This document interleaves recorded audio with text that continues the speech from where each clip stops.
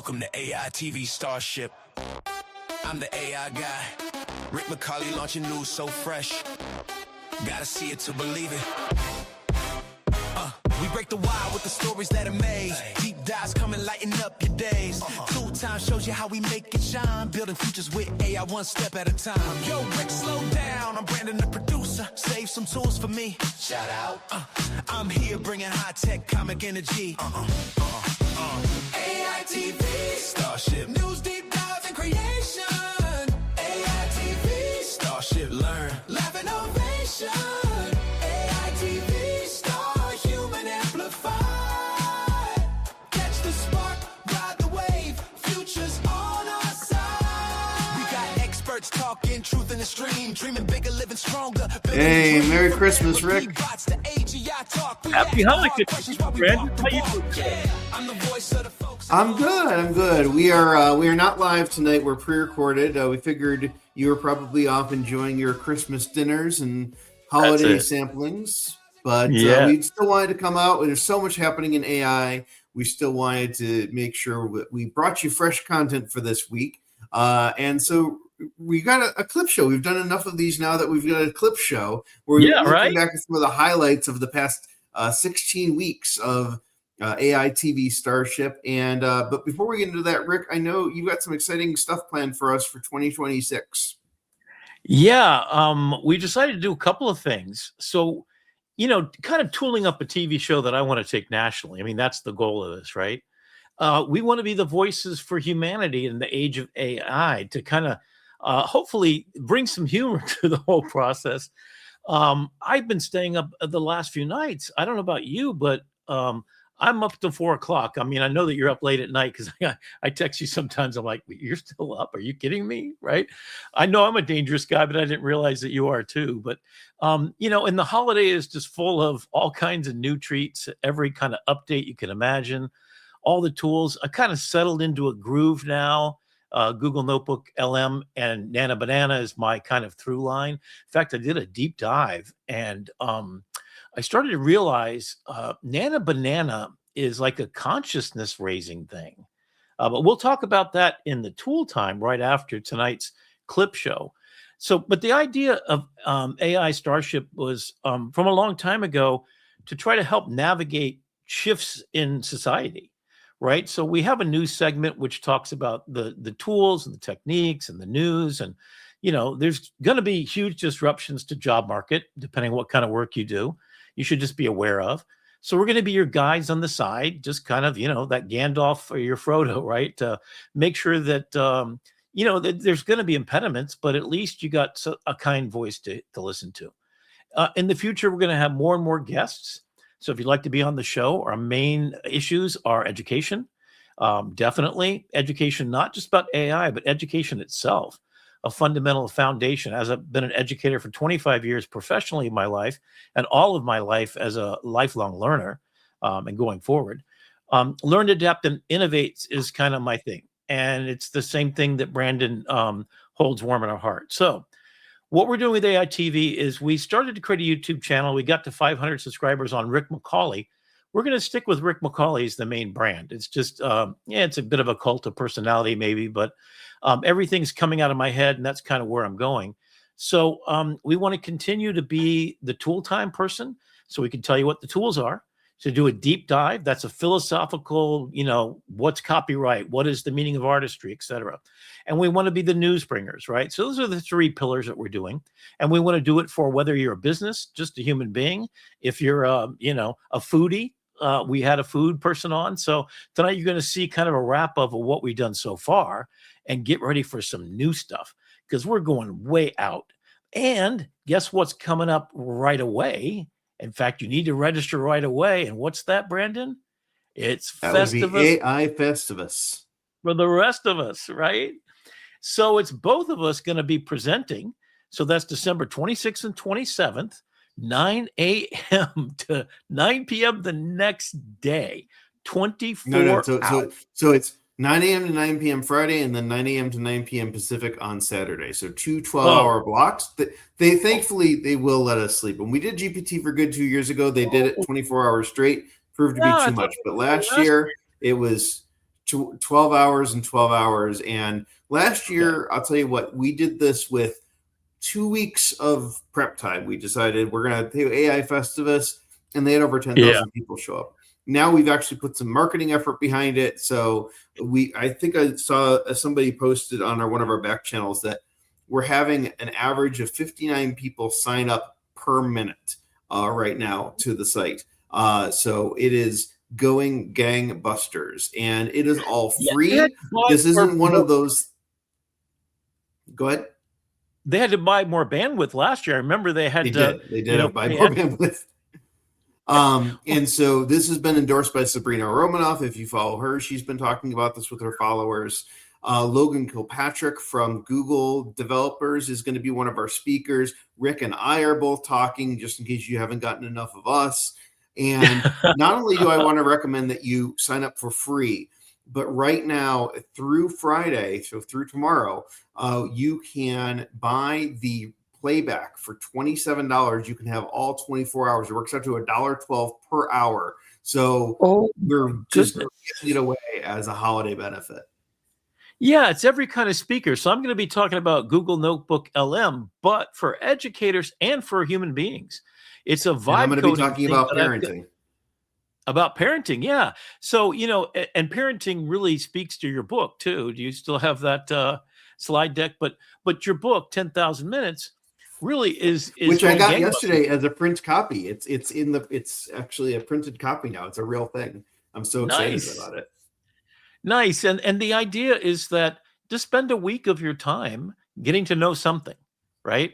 And that I hope that you stick with us. So for us to get to the next level, which is, what we're talking about tonight, is we want to reach out. We're giving you the gift. I hope you enjoy our Christmas presents and our Hanukkah presents to you all, which is the present of our presents. I've got to share with, just because I'm tickled pink about this. I'm wearing one of my Hanukkah presents from another community. If you're into like Android intelligence and Windows intelligence and security intelligence, there's another website called theintelligence.com. And I got this shirt from them, and I don't know if it's going to come up on screen here. Let me I see pull this back for a second. It says there's nothing artificial about this intelligence. And I just love You're that the OG line. Man. You're the OG intelligence. Yeah, I think that I got to do an OG. I was going to get one of those big gaudy diamond bracelet or pendants, right? The OG AI, right? The OG. So, if you have a chance to subscribe, they do a lot of free stuff as well as theintelligence.com. But the other thing I wanted to share with our listeners, Rick, is that there's a lot of companies out there that are doing free credit giveaways for the holidays. So like Lovable, I found a promo code on Twitter for 2 free months of Lovable if you're a new subscriber. Suno, we mentioned, is doing a free song for the holiday. If you've never subscribed, you can try out their platform for free. So never a better time between now and the end of the year to try before you buy with some of these new platforms. And if you're using Adobe, so if you're a subscriber, all Nano Banana is free until January 15th. I think they extended it. I think that's right. I've got to fact check that, but they've extended the free Nano Banana. Nice. And there's a couple of other companies that are doing the same thing. So yeah, it's definitely the thing. Are we ready to get into this, Rick? Before we head into 2026, let's. I want to take us all the way back. So this is where producer Brandon or Brandon the producer really shines, because I went through and it was really hard. We have 34 plus hours of content just since August that we've put out there for free to the YouTube community.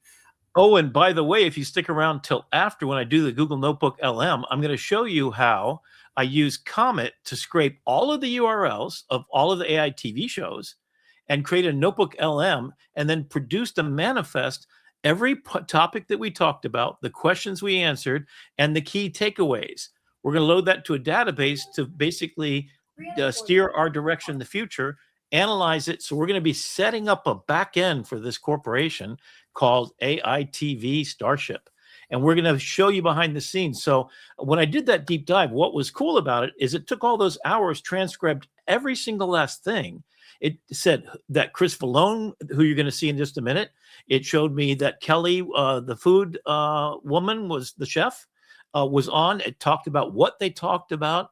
And I could break it down and query that information using Google Notebook LM. And then we're creating a document and we're creating a position paper.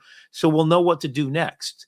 So we'll have a database that'll say, hey, you talked about food too much, which you can't do that. So, and the last thing the last thing I want to say before we jump into the clips is that it would be your gift to us. If you're looking for a way to support the channel, please share it with a friend. We've gotten that 500 subscriber level now, and we're really excited about that. Now we need to get our watch hours up. That's what YouTube cares about, 2 things: subscriber levels and watch time. So if you could share this with a friend, put our channel on play while you go to sleep and let it play through the night. Let your dog watch it. Your dog's going to learn something about AI. And it would be very, it would help us tremendously. But I know your dog is using your AI at nighttime. I know that he's talking to your Google or Siri or whoever it is. Yeah, exactly. More treats. So we're going to go all the way back. I want to take us back. Rick, are you ready to go all the way back to the first episode? I got to tell you one thing. This is for real. That an Amazon parrot, I forget, there's a special kind that really talks well, ordered treats for itself on Alexa. I am not handing shot. This is a true story. So it actually ordered. So this woman gets the stuff, and then, it said, "Hey Alexa," and then it ordered the treats. It's like, I got to fact check that one maybe, but so anyway, I hope you're all having a happy holidays, and stay tuned till after. And is there any other big things? 3 things that you can look forward to is I'm in the process of cloning myself, so you're going to be able to talk to me. In fact, Rick, I want to the world can handle more than one of you. So here's my idea, Brandon. I think just as a proof that you can do it, I want to clone you and me based upon not only the show, but all stuff that you want to put in there that you're willing to share with the world. And we'll have a show with you and I talking to each other. How cool would that be? And we're talking about... I was talking to my parents about this because they're getting up there in age. They're in their 70s. And I said, I'd like to clone you guys so we can, talk to you indefinitely. And my mom clicked back and she says, well, you can still talk to us. We just won't answer. Well, that's a beautiful thing, because, and that's another subject for a deep dive, is that we are born of stardust and we ascend to become starlight. I've started this project I call the 9 Lives Club. And I think during our lives, we have 8 pivotal moments that could foundationally change us. This is the tiny deep dive, since we're not going to have one of those tonight. But I've been thinking about this a lot. And I think about all the famous people in history, and all of them had something they had to overcome, the hero's journey, if you will. And if you look at how many 8 events that you have, and the goal is if you give all constantly. So we are stardust embodied for a short, brief period of time. And as we ascend, and if you think about stars, people like Steven Spielberg or Steve Jobs, who gave us the iPhone, or Martin Luther King or whoever, they have a 9th life.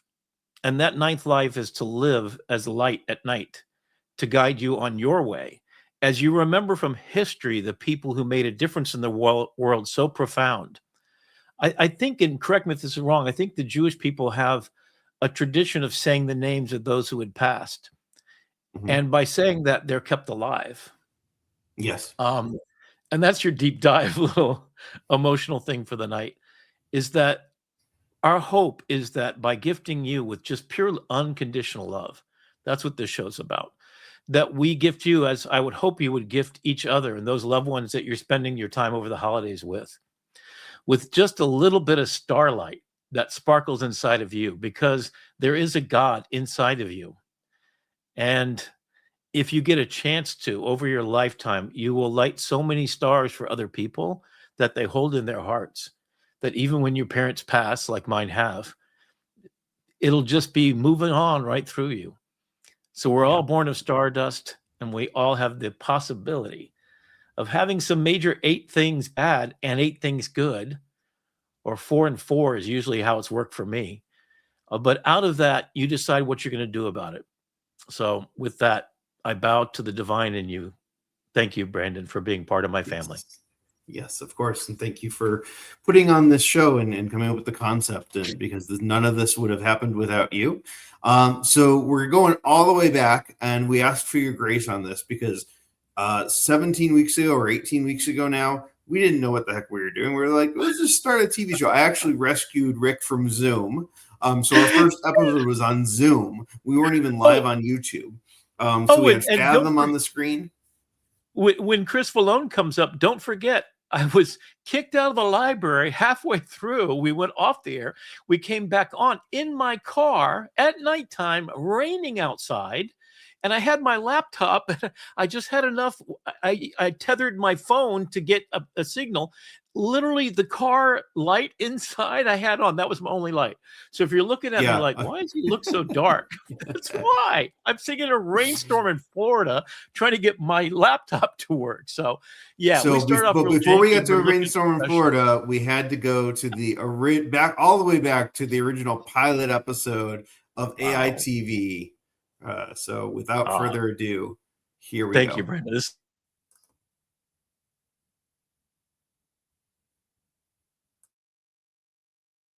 All right, you ready? Ready as I'll ever be, Rick. Welcome, everybody, to AITV. We got the first episode happening right now. And with me is a couple of guests. Let's start off with producer Brandon Tidd. You want to introduce yourself, Hello. Brandon? Yeah, hi, Rick. Happy to be here. I've got my own spin-off show from the AI Learning Lab and Kyle. But happy to be here for AITV, the work. I think we're calling this episode 0. Yeah, this is not the official this is first episode 0 because we episode. got to get our stuff together just a little bit before we're ready for prime time. But we're going to try to do this on Thursdays at 8 Eastern, I think is what we decided on. That's it. So we're going to come to you with 3 things. Coming to you with the latest news, what's happening right now in the world of AI, and then we're going to deep dive into some topic. So you're going to be able to watch me just go down deep and really see there's so much to talk about. You know, I always look at AI as a tool that expands your possibilities, which is, I think there's a lot of things we got to do. And the number one word, in fact, tonight's word is going to be responsibility. Like, we're going to talk about things like therapy bots, and it's your responsibility to figure out, do you use these tools and how do you use them? For educators, that's a big question right now. How do you use it but be ethical and be doing your job, right? But I think to ban it is a dereliction of your duty because you signed up to be an educator, which means you're preparing them for their future. I mean, can you imagine that all of a sudden you could not use the internet in your classroom? You couldn't use your phone for your research. You had to go to the library again because that's how it was. I mean, I got a degree when I was 40 years old. And when I was 20, when I got my first degree, bachelor's degree, I got when I was turned 40, I got a photography master's degree, got an MFA at 55 years old.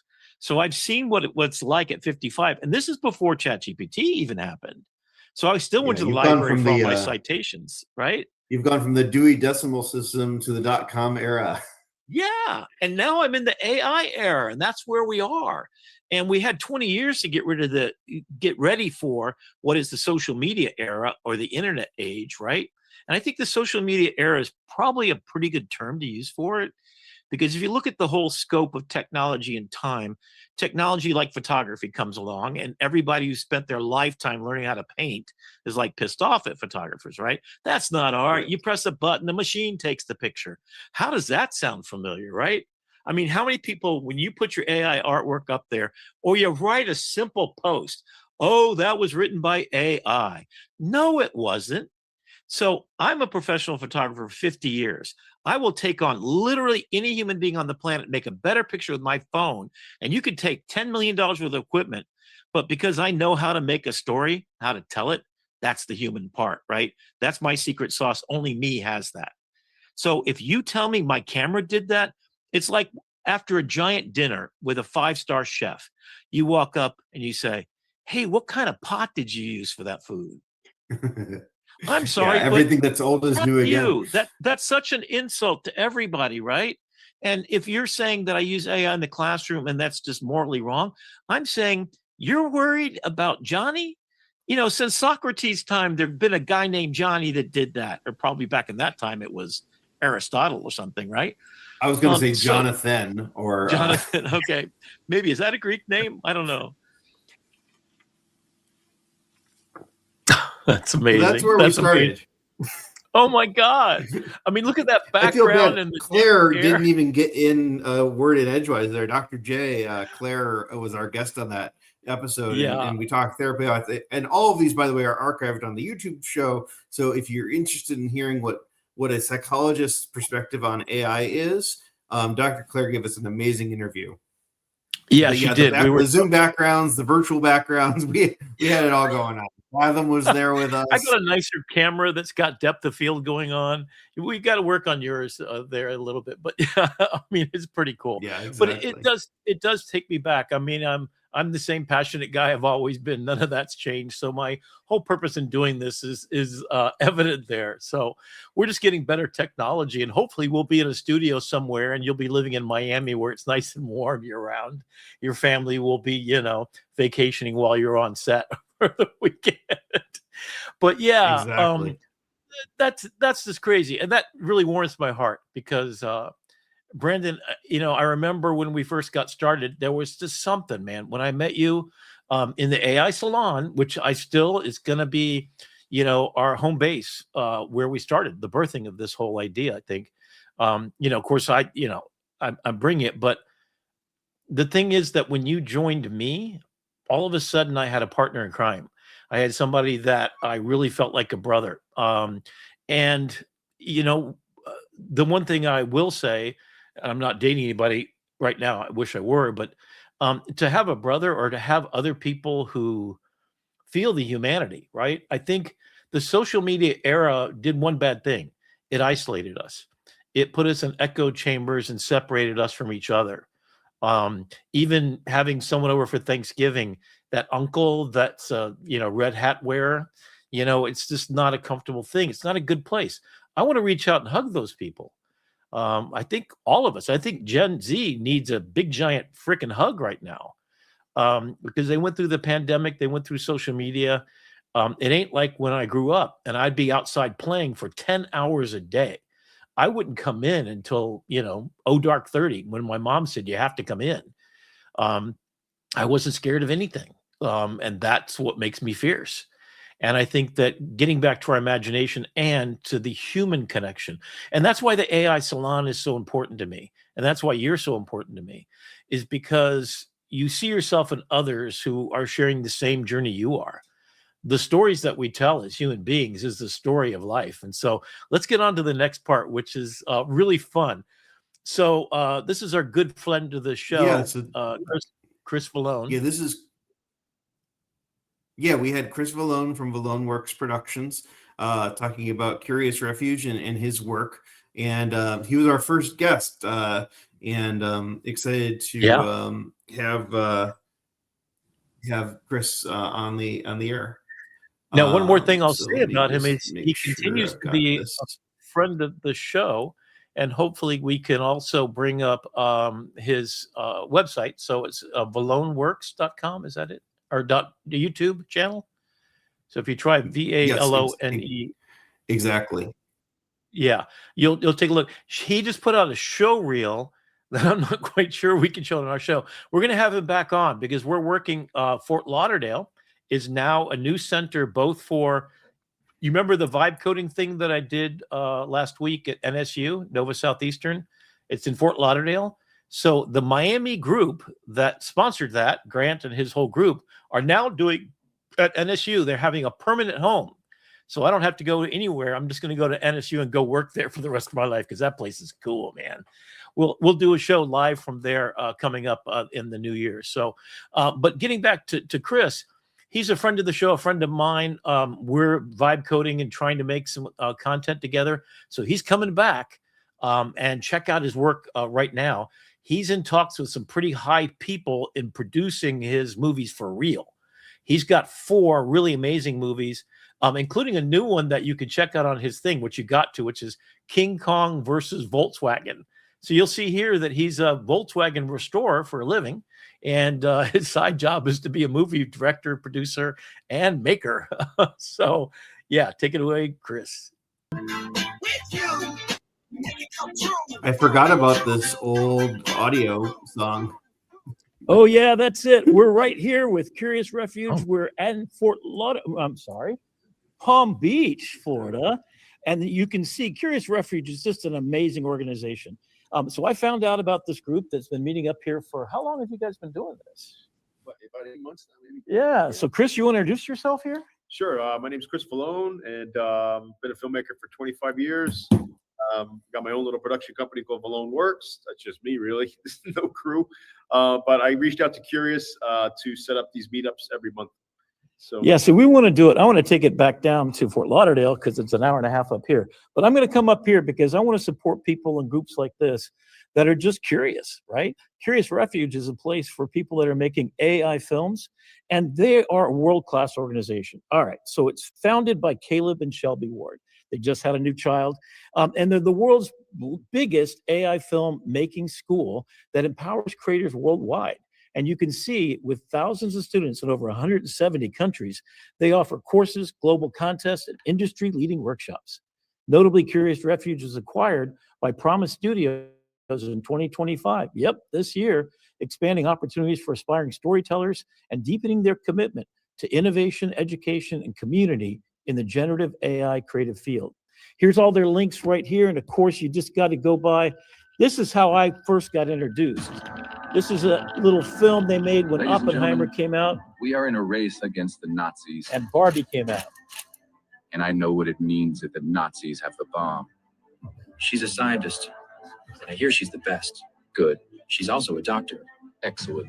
She's also a flight attendant, an astronaut, Marine Corps medic, paleontologist, veterinarian, and 3-time Olympic gold medalist. It still works.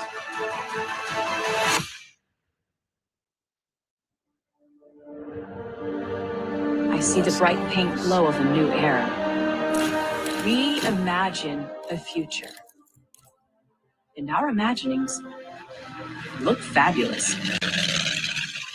Barbie, together we're going to beat those Nazis. And we're going to look so good doing it. Hey, Barbie, can I come to your secret laboratory later? Sure. I don't have any plans. Just giving humanity the means to destroy itself. Barbie, this candy we've been making is delicious, and it gives my skin such a healthy glow. Ken, that's weaponized uranium-235. You're probably gonna die in like 12 minutes. So you're telling me when I push this button, there's a chance we might destroy the entire world? Yeah, but only like 60%. Hit it, Ken.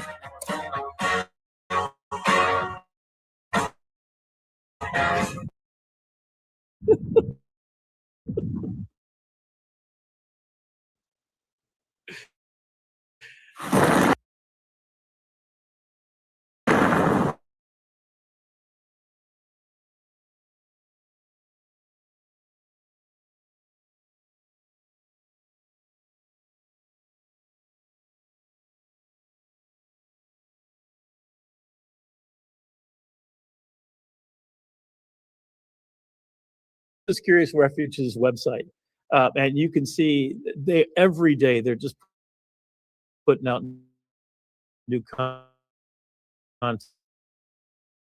all the time, and it has been crazy. I mean, these little, YouTube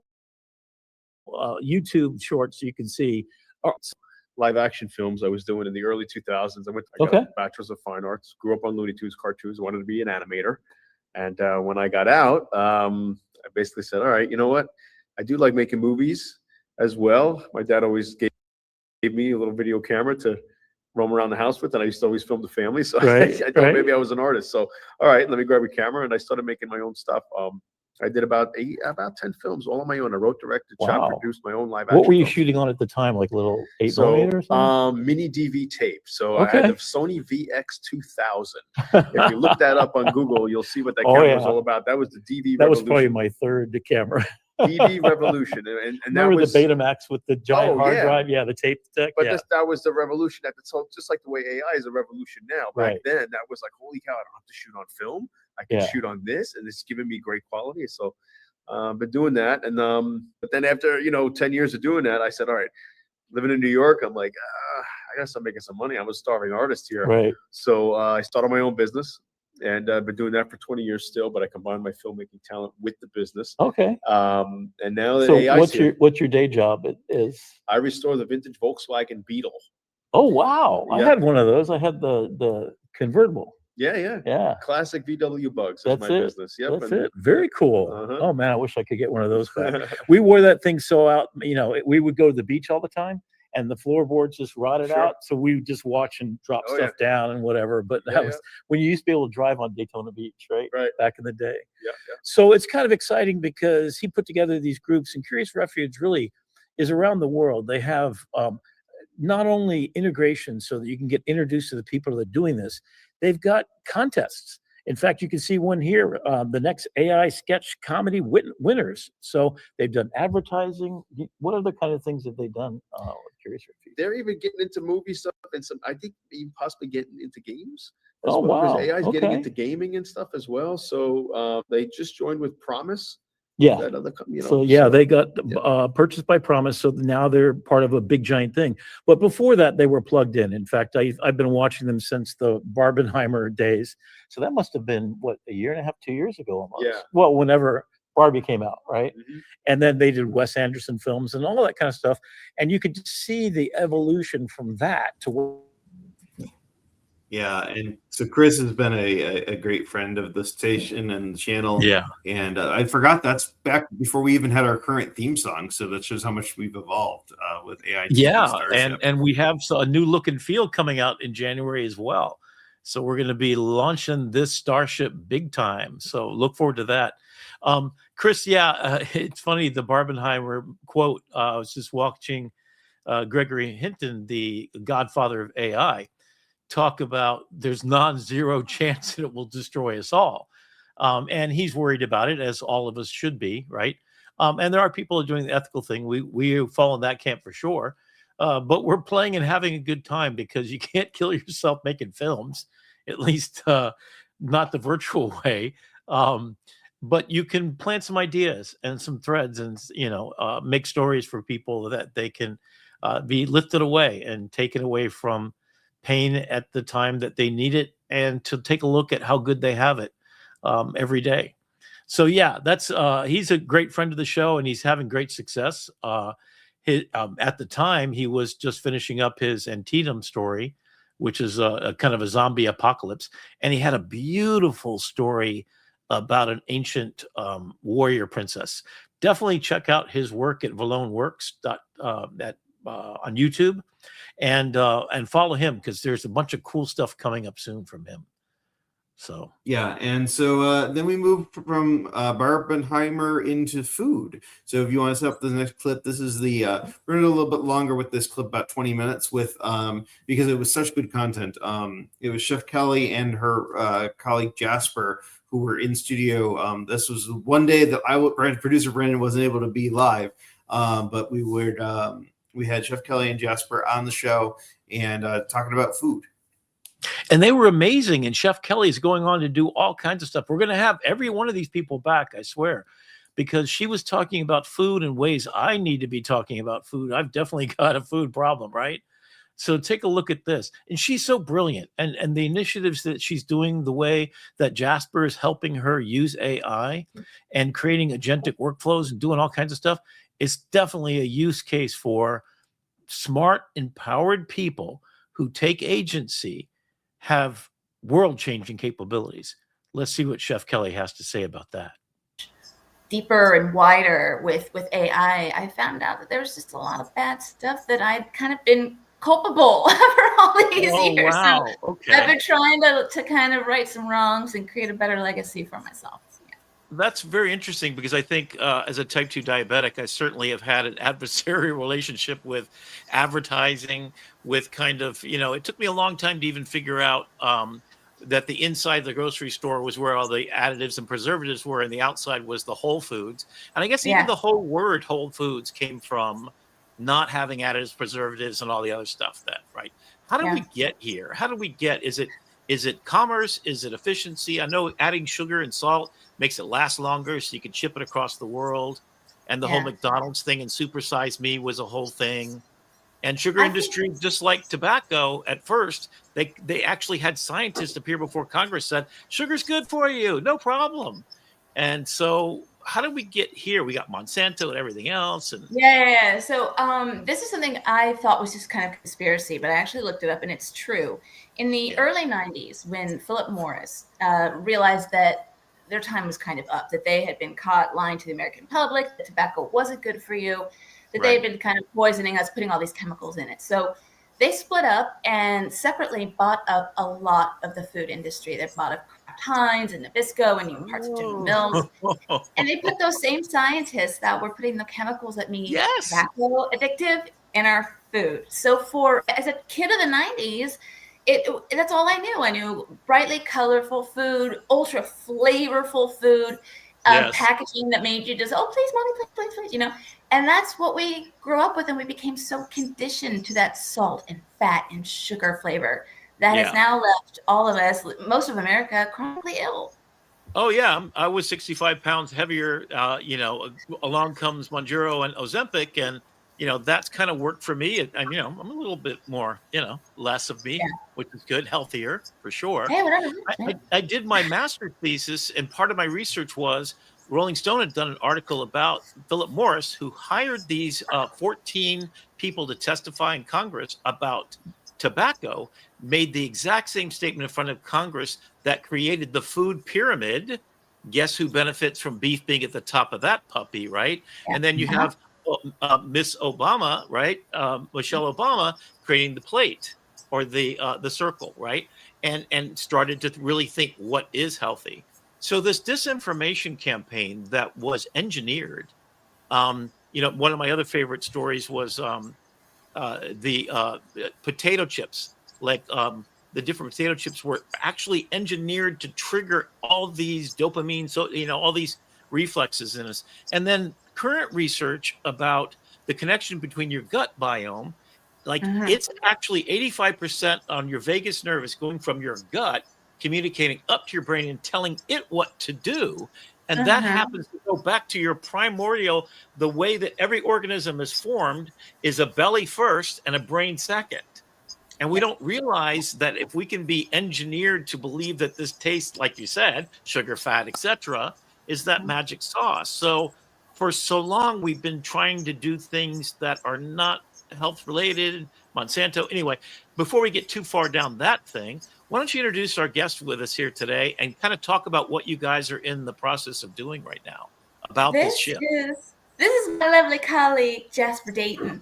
She is an AI whiz and a marvelous marketer.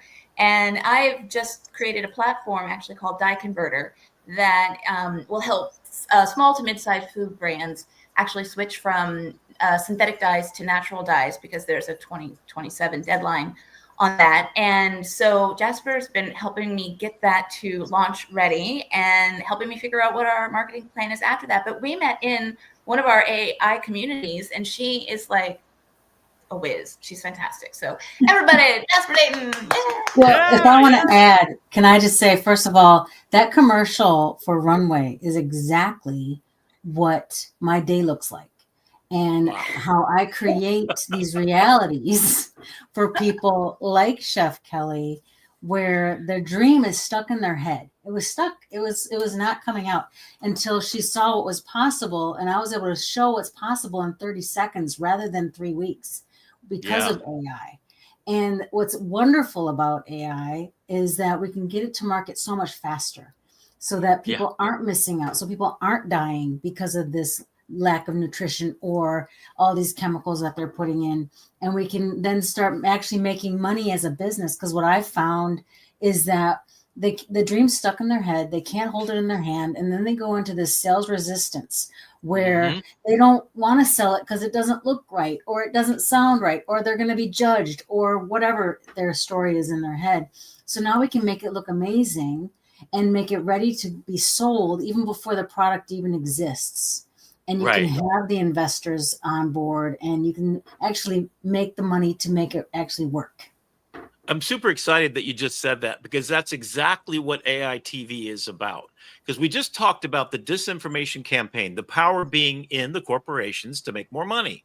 So what are they going to do? They're going to use marketing and branding and everything. So Jasper, you're a marketing person. Have you done that all your life? And what's well, it's turned into that. Thank God for AI. But it's been that way all my life. I've been running my business for 30 years. And they actually have you wear all these hats because you know how to create. You're a creator. And because you're a creator, it means you also must know how to sell it. And you also know how to do this and that. It's like, yeah, sure. As long as you can create the sale and not annoy the person that wants to buy from you. Yes, we can get the buyers to show up.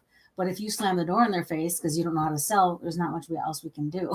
You know? Right. So. Well, there's, being a 25-year educator in graphic design, coming from the Miami Herald, I went in with my Macintosh Plus and plugged it in and paginated the whole front page of the Miami Herald in one piece. Yeah. Now, when I started working at Broward College in 2000, everybody graduated and got a publishing job in print. Zero anymore. Zero.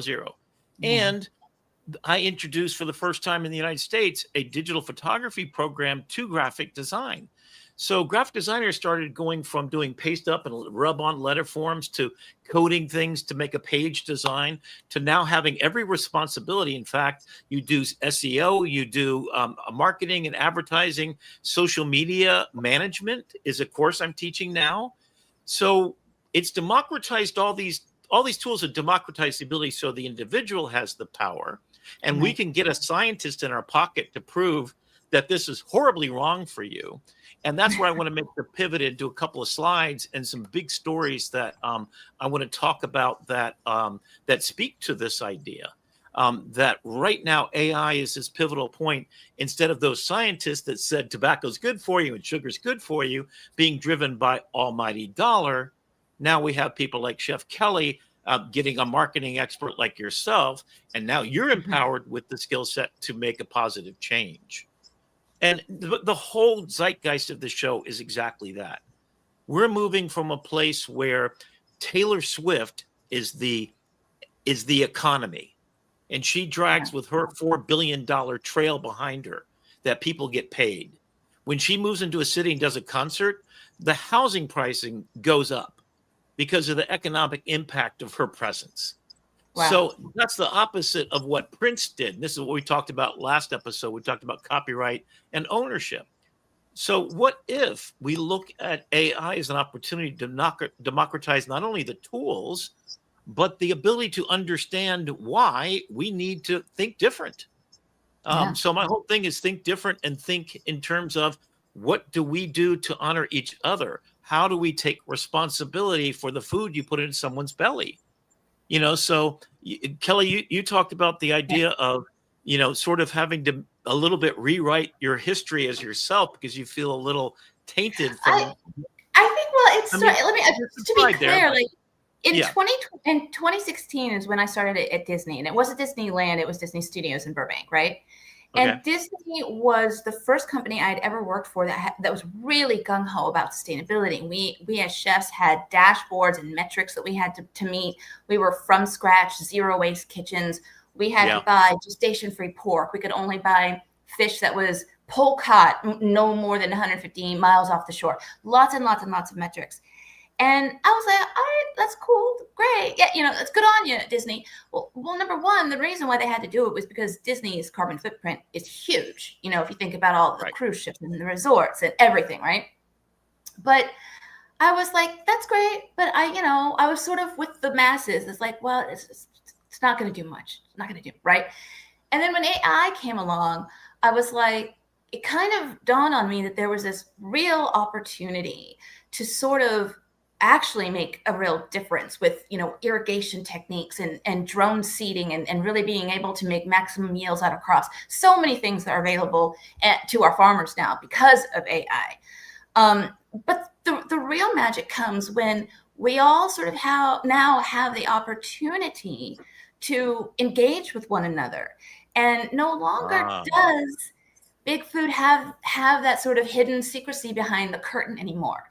And I thought, between the idea that we can move forward with this wonderful, sustainability opportunity And now that we have these clean ingredients available to us, I think the world should kind of know that there's a better way. And I'm not asking anybody to like go on a new diet or not buy this or boycott that.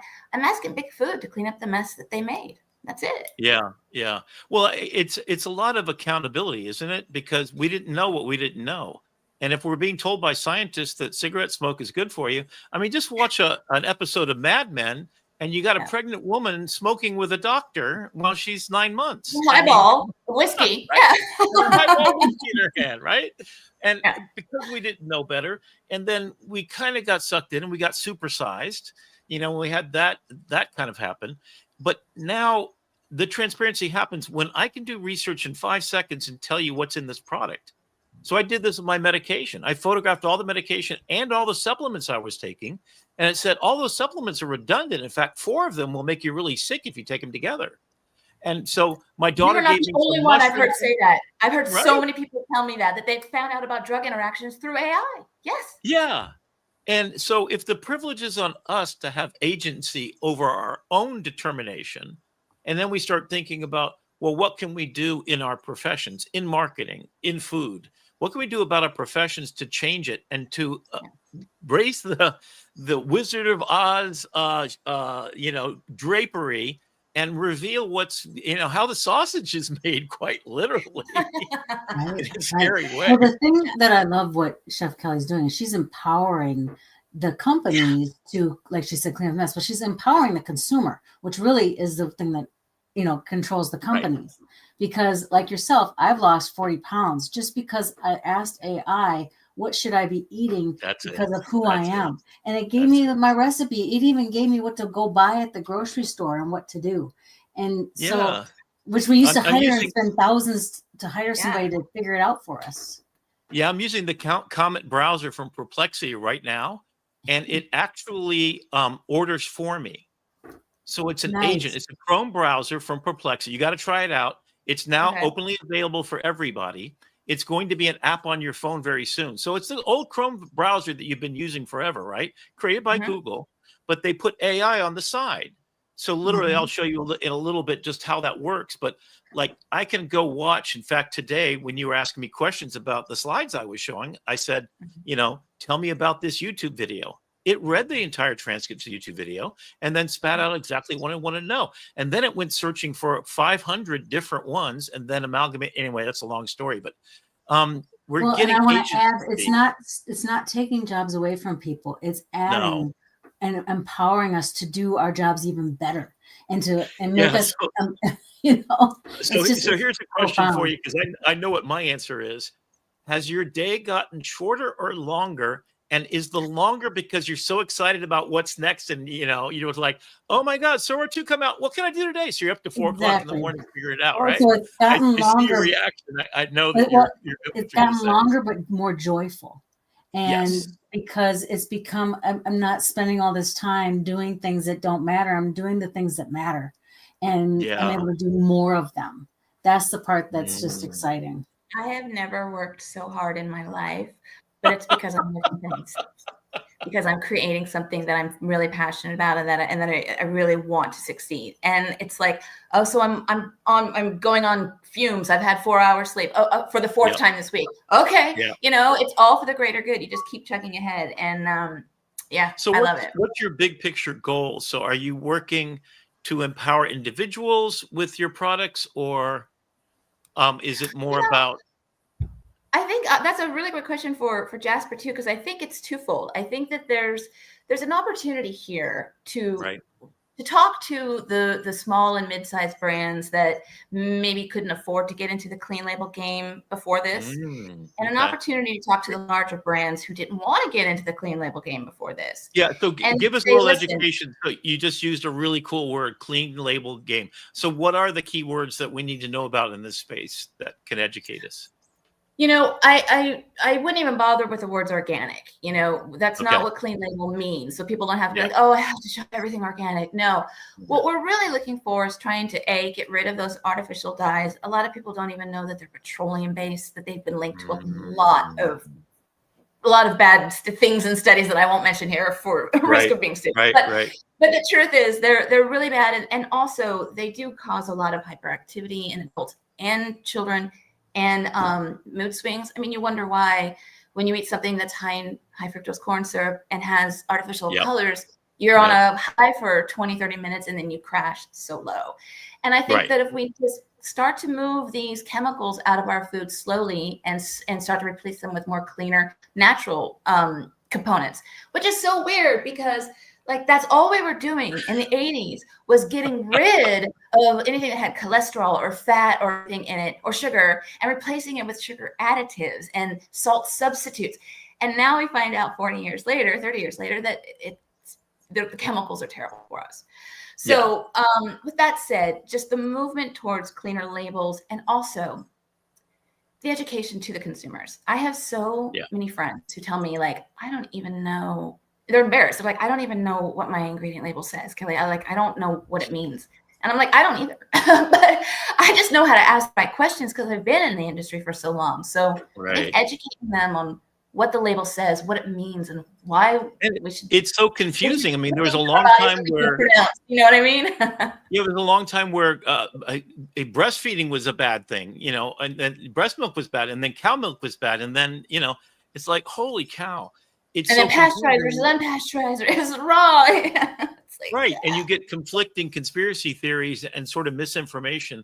And I wonder sometimes, I mean, I'm not a conspiracy theorist, but you don't really have to be to know that you're hearing such conflicts. In fact, one of the most craziest things I heard recently is I was listening to 7 doctors who are the tops in their field in the gut.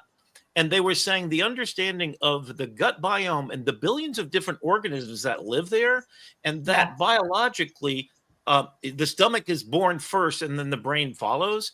So trusting your gut instinct, you know, we say that all the time, is a literal thing. So the Monjuro that I'm using is actually making me have the same normalized reaction to food. I can't finish a meal, because it literally is sending a chemical signal up and saying, I'm full. And it's doing that in a couple of ways. One of the things it did that didn't work out so well is it sort of compacted and made me constipated. And like I was kind of telling you on the phone, I ended up. What drug was this? Oh, I'm sorry. What you said was Monjuro. One of the you know, the like Ozempic and all the rest of those. For diabetic, that's, you know, require kind of it's the only way I'm going to get to where I am right today, honestly. But then the side effect was that it caused constipation to such extreme that created methane and ammonia that shut my brain down. And then the doctors didn't even know that. So anyway, to get back to these 7 doctors that were on this, and I have to find that YouTube video. They were talking, they said, how much do you know about this? And what have you learned in the last 6 months? They said that they really still only know 30% of what they need to know. Like they don't even understand. The top scientists in gut health, right? And in the last 6 months, they learned half of that because of these new innovations in studying how our systems work. And the idea is, so our show kind of thing goes by the Iroquois Nation Confederacy, that we are born of responsibilities. And number 2, we think 7 generations ahead to plan for, and we are born in service to our community. So what you're doing is in service to the community of humanity. Right. And what you're doing is helping think in terms of 7 generations in the future. We want to live longer. We want to be healthier. We want to get rid of disease. And we're using AI in a positive way. And that's what this show is all about. So you perfectly align with it. And that's why I'm so happy to have you on here, because it literally is an educational process and a re-educational process but now we have the agency. If you're curious, I think the number one thing is adaptability and curiosity. So what tools are you using? Let's start with you, Jasper, for marketing and for kind of helping this process along for you as a professional. And then how do you amplify Chef Kelly's message to the public? Well, I love that question. And she asked me that question today, and I had to think. I was like, I use at least 20 tools throughout the entire day. And so and there's a new one that pops up every day. But the core tools are, I mean, the core tools, I mean, chat is like, if for the normal consumer using ChatGPT, you could just, there's so much you can do with that, but then even customizing it and creating your own ChatGPT that has your brain is GPT, even better. But I mean, what I use, I start with Photoshop, obviously, because that's my core program. But then now with all the things that are integrated into Photoshop, oh my, now you have Nana Banana in Photoshop as a plugin. Oh my God, I created a full 2-minute video of me walking on a tightrope in heels and communicating to my target audience.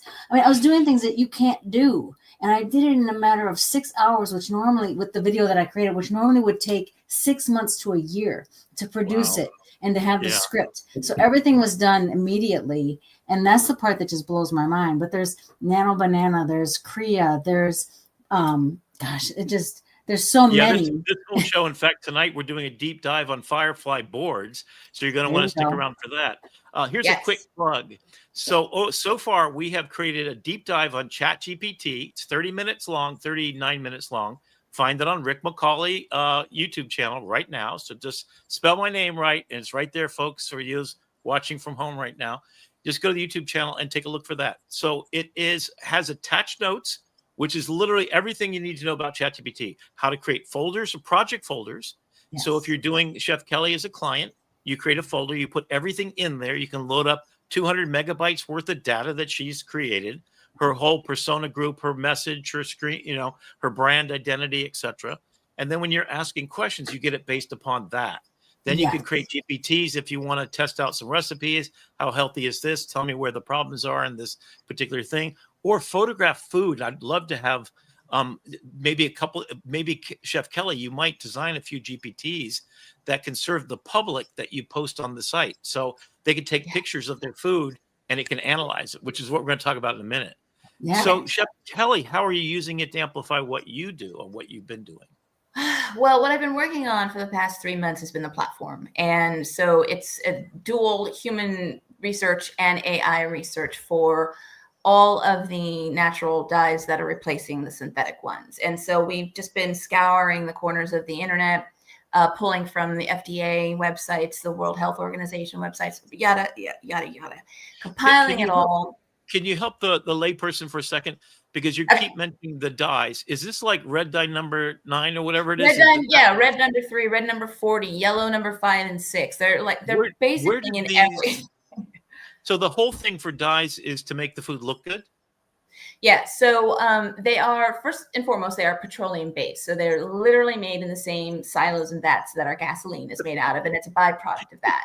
And they figured out in the 60s that using some sort of light refraction, yada, it's very technical. I don't quite understand it. You could get really, really bright, concentrated colors out of it that you would just need just a few little drops within your 100-gallon batch of ice cream or, bakery products, whatever, that would go a long way.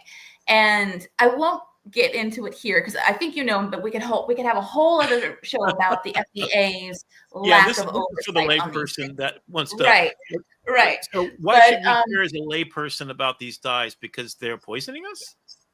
Well, most of them, if not all of them, have over time been linked to chronic illnesses and ADHD, mood swings, sometimes cancer. Okay, some of them are Tylenol that's the problem with ADHD. Just to get that clear for the non-presidential people out there, that that's not the cause. There's many environmental. Oh no. It's not the cause. There's no causation, but there is linked to symptoms that might be exasperated by synthetic colors. Oh, certainly. Yes. And life in general causes some of the ADHD. I mean, like we're just talking, I can't keep my head straight as to what's coming next or what to do about it. Right. So why did you pick that particular niche, or are there other niches that you're interested in the whole food thing? So are you concerned about waste, and are you concerned about what are the big issues that you particularly want to pick up your colleague? One hand washes the other. The fact that there's so much toxic runoff from the way that these synthetic dyes are made. Just getting rid of them in general will whole environment. Yeah. Environment. Yeah. Yep. Same with Like high fructose plastic. corn syrup. You know, it's a synthetic process. It's an ultra process, which is also not good for the environment. Right. Yeah. So for me, I think it's taking the worst offenders, the lowest hanging fruit that people already know about and already are trying to weed out on their own, and sort of just putting the pressure where the pressure needs to be put, and saying it's now or never, guys. Like, you know, I think Jasper and I were just talking about this as we were ideating earlier. I think brands need to understand that customer loyalty comes with transparency and truth in labeling. Yes. And the more they dig their heels in and try to shell game us and sleight of hand, they're going to keep wondering why their profits are dropping. And I think they can get ahead of this. They can really have some longevity in the consumer loyalty. Oh yeah, absolutely. Yeah. I mean, and that's the thing. None of us want. All of us love our our diet sodas and our other stupid things that we kind of get addicted to, because and honestly, caffeine's the #1 drug in the world. And National Geographic did a whole special. It's more addictive than cocaine or heroin. And there's a reason for it, which is okay. Which it picks you up in the morning. It changes your, gives you a little boost every once in a while. But that has long-term consequences, which I am an absolute participant and victim. And even knowing what I know about it, I'm still drinking right now. I've got one right here. Yeah, Like, I am no saint. I am no saint. I'm not sitting here like clean label poster child. I think it's a quality choice that our big food manufacturers should be making. Well, and the vision that I've been able to help with Chef Kelly is her app, her dye converter that she is putting out there, that she's been able to develop very quickly, because of AI and because of her expertise when it comes to food dyes and all that other stuff. She's going to make it so that not only does the food manufacturer able to figure this out without having to spend a huge amount of money and then raise consumer prices, but she's also going to have another market segment where she can have the consumer be educated, because the consumer doesn't have time. They don't have time to figure this out. They're just trying to make a meal that they actually can eat. Gotcha. And if they can save them the time so that they can make good choices that fit their lifestyle, that's phenomenal. And let's be honest, dog whistling all day long isn't going to put enough pressure on any of these companies. But people who say, I'm not going to spend my money on your brand anymore, will. Ooh, that's it. Yeah. Vote with your pocketbook, right? And an informed customer also puts pressure on them to be more transparent. And when they do, we should celebrate them. So who's your favorite brands out there these days? Who do you celebrate? I mean, do you like Whole Foods? Do you like Whole Foods is owned by Bezos now, so I don't really know how I can answer that question. Yeah. Yesterday was actually Murdoch bought the Wall Street Journal. That was kind of the same thing for journalists. They kind of say, "Oh, really? Oh, ouch!" Yeah. Okay. No, I'm really happy to see that a lot of brands have decided to go dye free by 2027, which is what the administration put as the deadline. There's one. I'm not going to get into the politics of it, but yesterday was actually National Chewing Gum Day or something like that, and on LinkedIn I did this whole article about like how it's made out of PVA rubber and all these synthetic dyes and sweeteners and everything like that. And there's 3 or 4 really nice natural gums on the market now that's actually made from real tree sap and actually has real spearmint or peppermint flavoring. And I think that's wonderful because, I mean, that is like, think about your checkout line. And you're just like, oh, I'm gonna grab a pack of gum. And it is like it's like a glob of toxic waste in your mouth. So I think that it's okay. Just You're kind really... of scaring me right now because I do chew gum. Of course, I do Skittles too. So you know the what? more you know, right? Yeah. My favorite thing of all time was Doritos. I bought some Doritos out of a vending machine. On the back it said, "May cause anal leakage," and I'm like, "Are you kidding me? Are you kidding me?" They actually put it on there, and I took a picture of it. I'm like, no one's going to believe this, that they actually put the label on there, and then you're still going to eat it. And I finished the entire pack, and luckily there was no side effects, I guess. Let me say something about Doritos while you're on that. So I have a friend who is in upper north state of Washington state and is going to go back to Vancouver soon, where she was born. She wants to go back and live there. And we were having a conversation, and she said, you know what's really hot up here right now, like all the rage? Natural Doritos. And I was like, I mean, I felt like I've been like kicked in the stomach because like we know that a lot of these additives that we have in our food have been banned in Canada and the UK for years.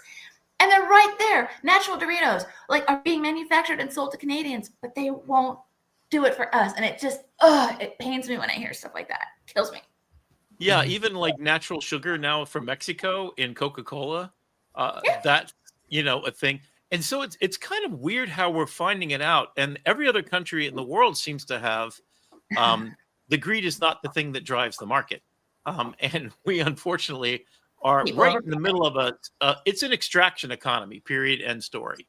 I mean, it certainly privileges the bottom line. And that's why we have the wealthiest people and the poorest people. And did you know that our happiness index, we're now number 25 in the world? We were number 12 or 13. And this is just the last 6 months. So are we talking countries? Huh? Talking countries, 25 out of, 179 countries? Happier countries in the world than us. And one of them, I think, was Mexico.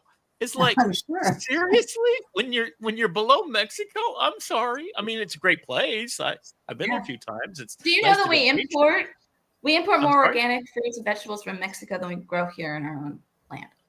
Yeah, and it's about to soon to be even more because so what happens when all the immigrants get sent away? Who's going to do that job?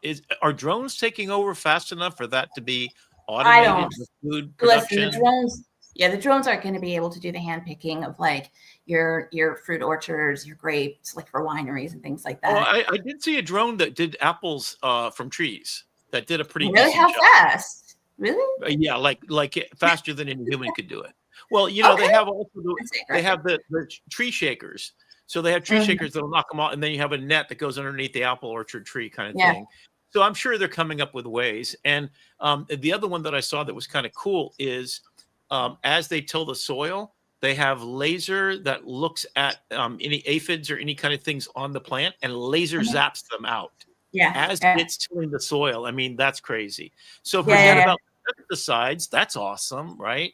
So all these little tiny things. So what do you say we take a look at a couple of pictures and news stories, and we'll talk about that. And that was an amazing episode. It really was cool that not only she's an engineer for all of these large companies, and now she's individually taking it upon herself to re-engineer some of the mistakes that the large companies she used to work for made in decisions.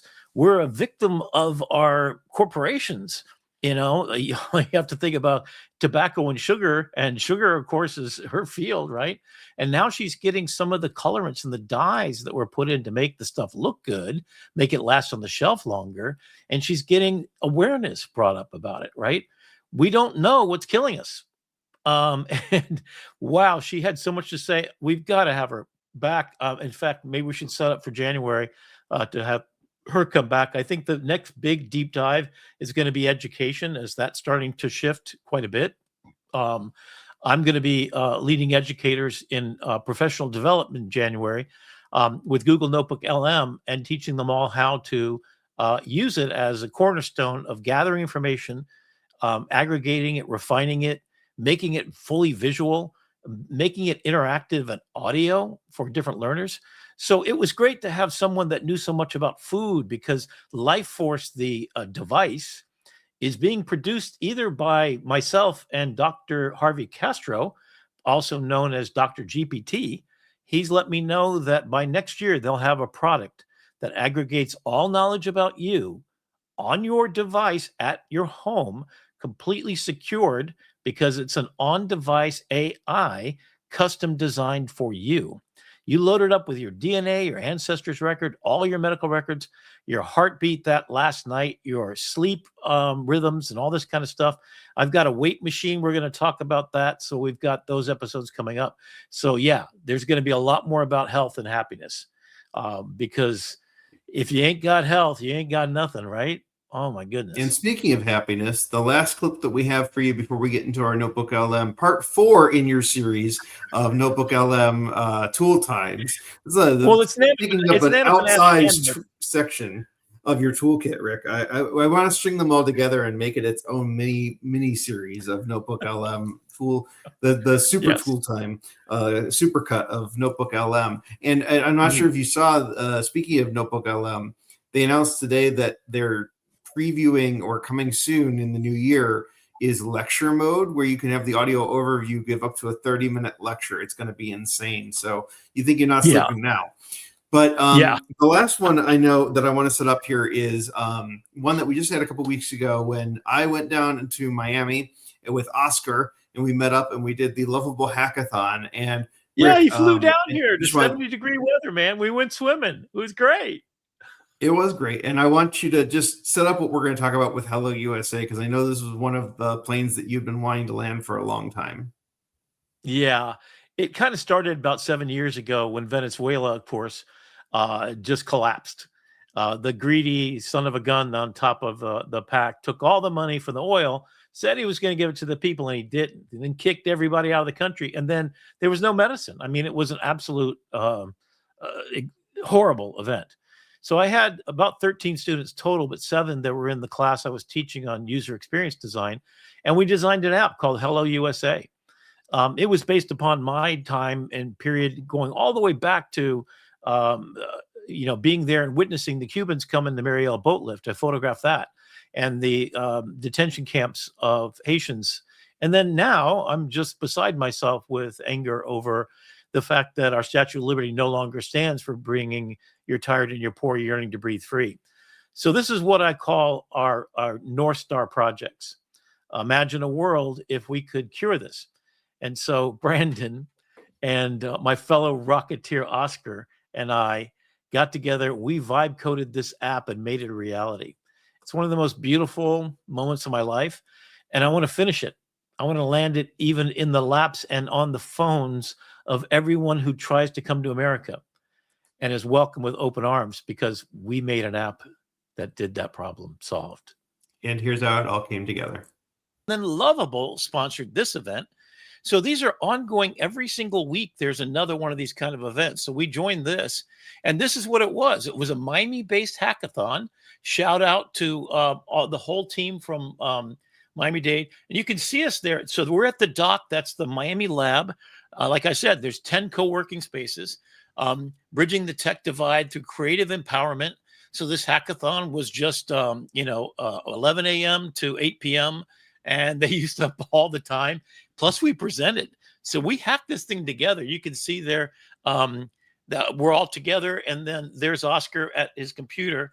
And what were you working on? I know you don't want to talk too much about it, but in addition to us working on our project, that's my laptop, and Oscar, Brandon got there just a little bit later. What were you working on, Brandon? Not to give too much away, but while he's doing this, he's also working at his own little project that he's got. Yeah, Oscar. I know you're excited about that one. Oh, no. Yeah. That question was for me or for Brandon? I'm sorry, Oscar. Sorry. Oh, yeah. I've been working in several projects. One of them, it had to do with the Spanish simulator. So what happened is that next year we're planning to go to Spain, right? And my wife is trying to practice her Spanish. He does speaks a little bit, and she was trying to learn a little more. And I said, I'm going to help her out. And in order to do that, I'm going to create an app to do exactly that. So I created a little app that allows you to use pre-made scenarios in which you need to speak to the AI, and the AI will reply to you. So that way you have a chance to practice. But the different things that I did this time is create your own scenario. So that means that you can tell the system to create any scenario that you think about. For instance, yeah. As a matter of fact, you were working on that project. You'd already kind of done it, I guess, and it was scenario-based. So instead of your regular apps where you just start speaking and it kind of does it, is you create a scenario. Let's go for a job interview. Let me go out to dinner or lunch, right? And so what are the conversations? And then you set up a practice. Talk about 10,000 minutes, right? Brandon, can you introduce that concept and why this applies to exactly this thing? Is that, can you imagine in 10,000 minutes learning Spanish well enough that you can go to Spain and at least get around at breakfast, lunch, and dinner? Yeah, and so the concept that I've got in my 10,000 minute mindset book that launched a couple weeks ago is the concept that yes, it takes 10 years to become a master, but to become functionally competent when you have AI in your back pocket, you need about a week, which is conveniently about 10,000 minutes, almost down to the second. And so by hard developing yourself in a focused manner towards a specific goal, you can learn with the help of AI, be it a new language or a new skill. You can learn out whether you like it or not, whether you have a knack for it, whether it's something you want to keep pursuing beyond that. And so the challenge becomes, when you can learn anything, how do you narrow that down? So that's what the book really helps you do, is focus your energy on something that is going to be relevant to your world. So we had our challenge, and we knew we were going to the hackathon. So we got together a couple nights before and just kind of decided, well, which of all of our projects, because I've got so many planes in the air, man, with not even a full fuselage. I'm at 10,000 feet with just sucking oxygen, right? And the most exciting thing about this is I got to land this plane that I've been working on for 7 years. So to set it up, the idea was, I was a photographer for the Miami Herald, and I was there for the Mariel boat lift. And I saw tens of thousands of people come into our country and just step their foot and become citizens instantly. You know, I photographed the immigration of Haitians that didn't have that luxury, and they were interred in Chrome detention camp. We did a story about that and got them all released, and won a Pulitzer for the Miami Herald's editorial board based on photographs that we took of the inhumane conditions in that Everglades swamp of a place. And that's back in the 80s. And return to the present, that Chrome detention camp got overloaded again, and they had to shut it down. And if you know about the alligator Alcatraz, as they call it in the news down here, right? They were trying to do it one more time and basically take them all and put them in the middle of the swamp so they couldn't escape. ICE agents are just this week in my city, in Wilton Manors, stopping people randomly and asking for their papers, as if this is Nazi Germany. It's kind of scary. So that was my background impetus for this thing. And 7 years ago, Venezuela's collapse meant that 14 students in my class were from Venezuela. And like I do, man, I just say, whatever problem there is in the world, let's fix it, right? So I gave my students the assignment of fixing it. And so they came up with this brilliant idea called HelloUSA. Now, HelloUSA was based upon Que Pasa USA, which was a TV show that was very popular in the 80s, right when the Mario boat lift happened, right? That was in both English and Spanish. And if you can imagine, it was Archie Bunker in a family scenario. It was a comedy, hilarious as heck.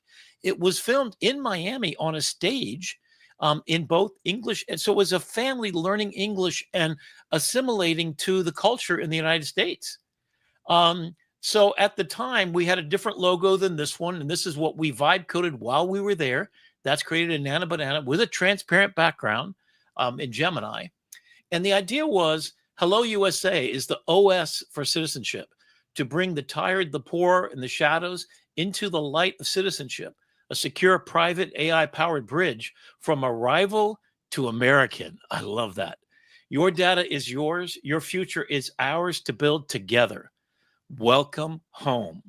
So that was the start of what we did. So, Brendan, let's get you to talk about your process with Lovable and how you got started with us. So you can use Lovable with many people. How did that go? Yeah, it went surprisingly well. So to take a step back, when your students had the idea 7 years ago, the technology did not exist to bring it to life. I mean, maybe if you had tens of thousands of dollars and tens of thousands of hours, you could have built it. But on a student's budget within a semester, it was not capable. Yeah, all we had was screenshots that were just basic. They really weren't much at all. So yeah. Go ahead. And so in the days and hours leading up to the hackathon, because again, we had only decided that we were going to do this particular project literally 12 hours before the hackathon started. So we did not have a whole lot of runway to get the plane off the ground, let alone land the plane on the other side. when we established that we were going to do this was going to be our moonshot, we fed Rick's imagery into ChatGPT and said, describe this in a way that I can take and put it into Lovable. And Rick, one of the things that I thought was amazing, came up with a Nano Banana slide that had the hex codes built into it for all the colors that they had picked for the app. And we gave that to Nano Banana, and it read the hex codes off the slide and put it into the Lovable prompt. So when we started with the Lovable prompt and hit execute on the first version of this inside of Lovable, it already had the right color scheme. It already had the right framework. So we had a leg up while everyone else is sitting there going, hi, what's your name? What do you want to build today? We're like 80% of the way there. And it was amazing. But okay, I'll tell you what, we used every minute of those 3 hours that we had to build this. And we did so collaboratively, because with Lovable on the Pro plan, you have the ability to share and collaborate on workspaces. So if you've ever been working on a Google Doc together, same concept. You share the link, you log in, and you're able to see what your other co-collaborators are chatting about. If you send a prompt to Lovable, it freezes everybody's console and says, okay, I'm working, leave me alone. And then we go and talk to other people and think about what we were going to do next.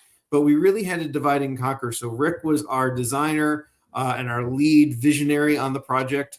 And Oscar, I still don't know what magic you worked with that code on the back end to train the AI chatbot to be able to give a citizenship test in real time, but color me impressed. And I was kind of that glue in the center. Yeah, something I want to mention.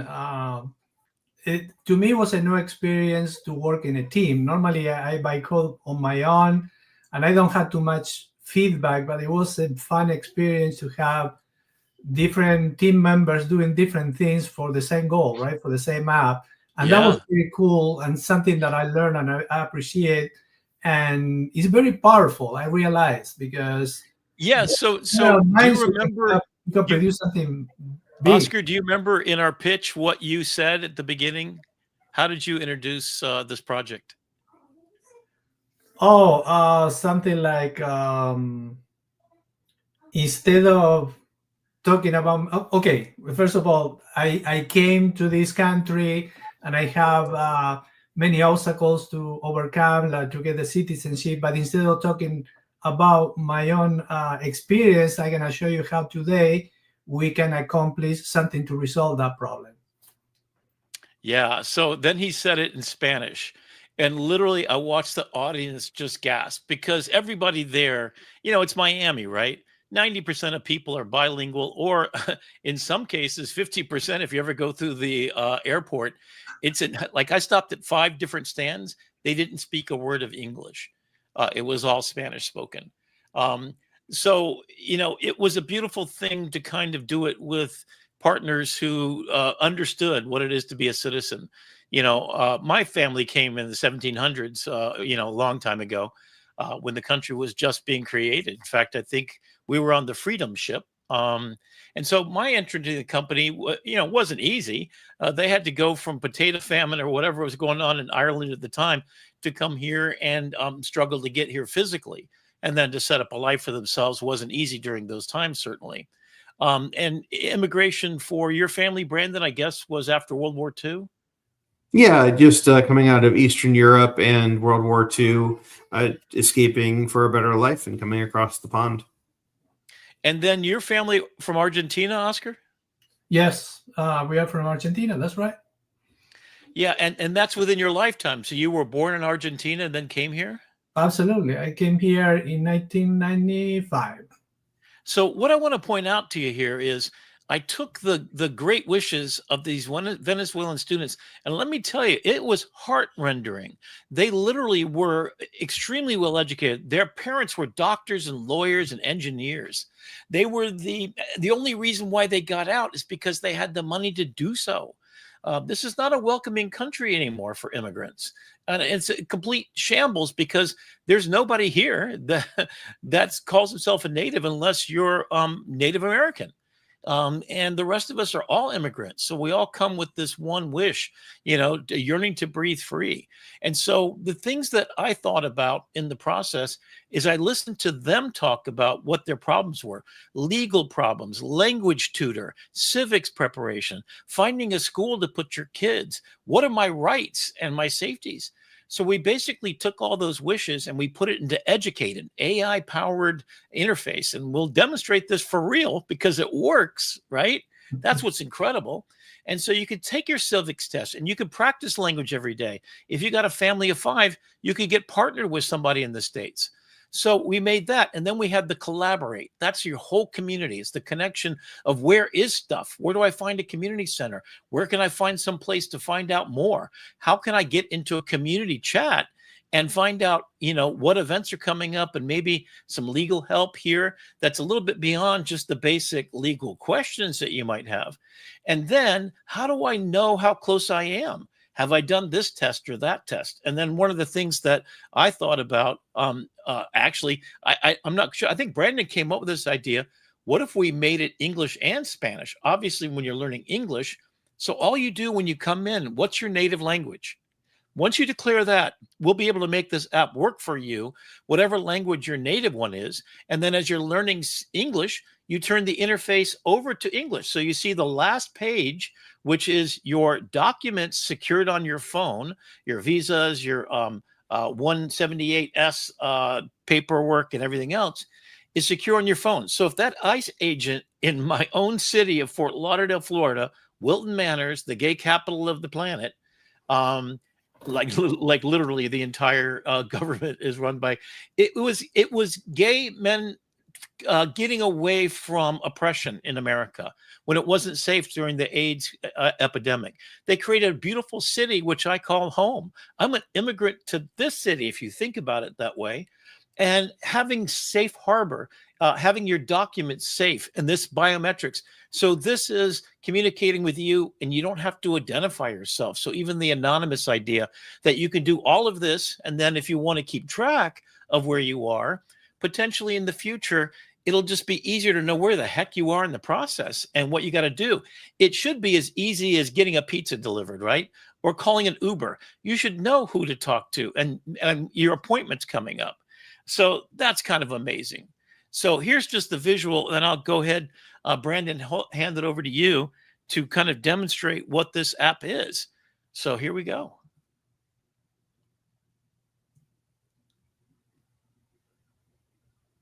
Brandon, you're on mute. You're on mute, buddy. Works better when it's on. We built this app on 3 pillars: educate, collaborate, and participate. I need a producer. Okay, so just so you know, he's in the live app right now. This is not my screenshot. Okay. No, screenshot. That is a live lovable app window. Yep. And if you want to play along, I've just posted the link inside of the chat window. So it's hellousa.lovable.app. So when we come in here, we want to meet immigrants where they are in their journey. So we have an AI-powered assistant that can help you learn a new language, can help you study for your citizenship test, can help you with legal questions and how to fill out that paperwork, and it can help you with just everyday questions of life. So if we ask it for preparing for the civics test, how can we help? It says, what is the supreme law of the land? Now, I could sit here and type my answer and have a chat back and forth with it. However, I may not be that good with typing. I may be on my mobile device. I may not be still learning English, but I can talk. And so I hit this microphone here and I can say, I think it's the Constitution. And not only is it going to interpret that and transcribe it, but it's also going to respond to me both visually and vocally. Great job. The Constitution is indeed the supreme law of the land in the United States. It's the foundation of our government and protects the rights of all Americans.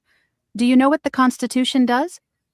I don't know anymore. But what we can do here is now have a community where we have do what it used to. That's the answer. Exactly. What we can do here is have people, and this is still very much in prototype phase, but we have proof of concept where we say, I need to get a ride to my citizenship test. can anyone give me a lift?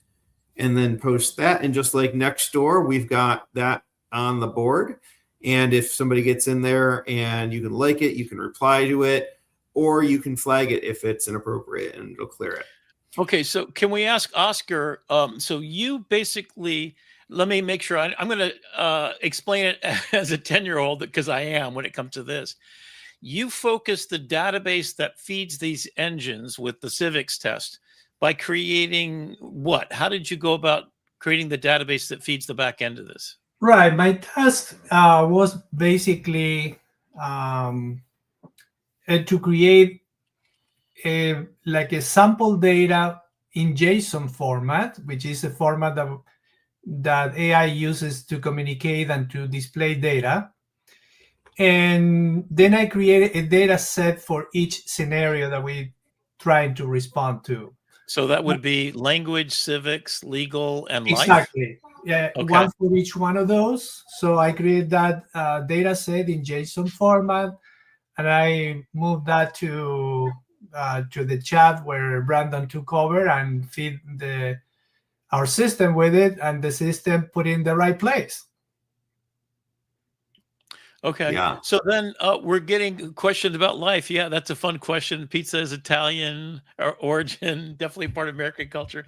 So yeah, so we've got language lessons. So that means you sit there and you say, you create a scenario. Talk to me. I'm applying for a job. Help me with questions I might be asked about a job, maybe something like that. Civics is to pass the civics test, so you'd be, have that kind of a bunch of things. So how difficult, if someone's trying to think, can I do this myself? In fact, the voice is Lady Liberty. So we picked a voice that would sound like the woman who posed for Lady Liberty's statue, Barmaromo or something, I think it was her name. This famous woman is quite beautiful. In fact, I started to create a chatbot. So then we get to the progress. So how difficult is it, Oscar, if I were to try to do what you did? So you basically went out and said, give me a database full of questions that would apply to civics lessons in the United States kind of thing, or what? Yeah, basically it. The only difference is like I ask a specific format, right? I specify a JSON format, but even if I didn't, I could ask the ChatGPT LLM, for example, to produce sample data about specific subject, and I can define how many samples I want, how many records I want, and then that's going to give me a reasonable sample data that I can later use and feed into my chatbot. And basically that's what we did here. Could you have done that in Lovable completely, or is that something that you went elsewhere to do? Probably Lovable would do it.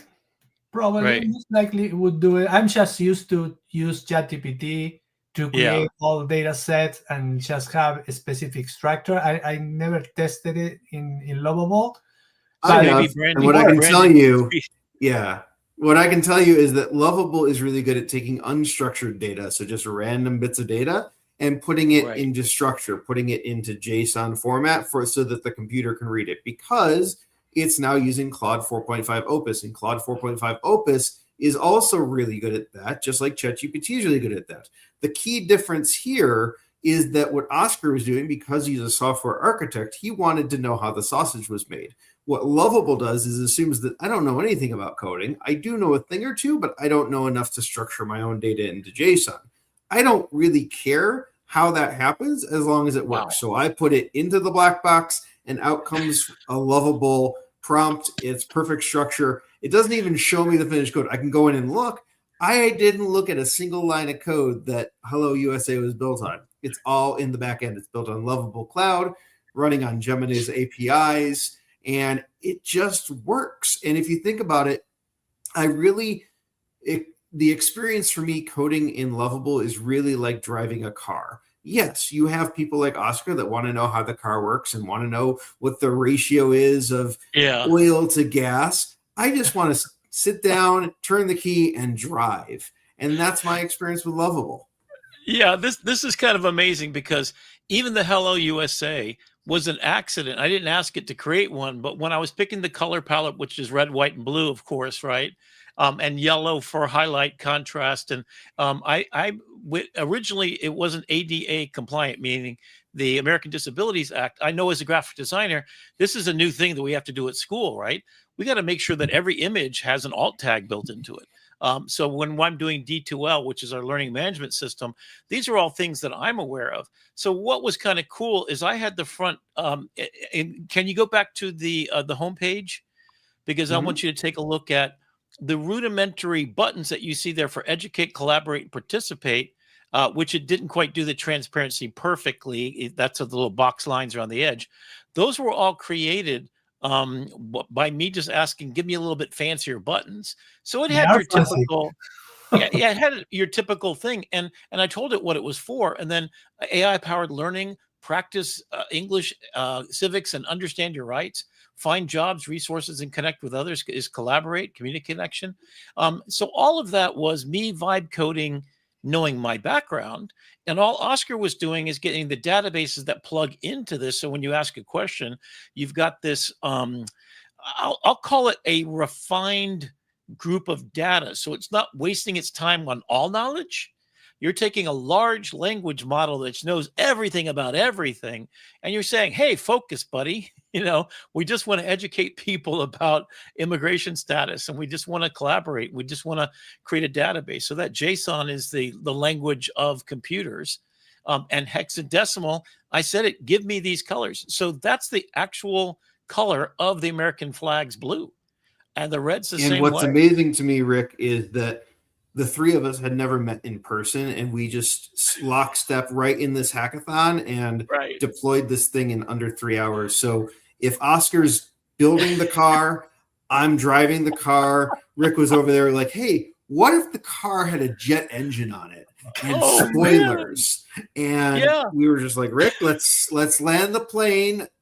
Let's pull the car into the parking spot. Scroll down to the picture at the top, Brandon, because we were sitting there and we had nothing but buttons, right? And then all of a sudden I said, what you said to me, did it put a picture in automatically or something? No, I put a standard picture. Yeah. Okay. So this is a AI generated image of a family of immigrants, right? So we just told it what we were doing. Yeah, using Lovable. So this is not me generating that image. And I thought, oh my God, this is what the website's missing. So imagine if it was just the buttons, even though those are nice buttons, it would have been those buttons on the left where it says Home AI Assisted. That's what you would have gotten. And because I'm a designer and I'm throwing the moon at it. So let's go to the next page, community, I think, where you can see. So I know about interface design because I teach this for a living. So there is a family together in beautiful sunlight, right? So talking about giving an impression, a humanity to touch to it, right? And then scroll up a little bit there. I think there's some other parts at the bottom of that. These are things that I started thinking about. Well, what should it look like? It should be just very familiar. And your progress bar, thinking about how do I make progress visible, and the citizenship status, and you can go through it. And then there is a nodal based thing. And then it even tells you what you're next to do. And then there's a progress bar, like you're getting your pizza delivered. Holy cow, the pizza's in the oven. Oh, the driver is driving. He's now 5 minutes away. And you get a text response. Getting into the country should be not delivered in less than 30 minutes. It's free. Your next one's free, right? For the rest of your family, for getting grandma into the country. Wouldn't it be beautiful if the passage of immigration to the United States, which are the people who built America, those tired people yearning to breathe free, escaping just tyranny. They want a chance and an opportunity, and they take the worst jobs, and they come in and they built Miami. Miami was a crack den. Miami Beach had the most amazing million people come to Art Basel every year. You would have had to have armed guards from the federal government to protect you in 1975, because it literally was a crack den or old people who were dying.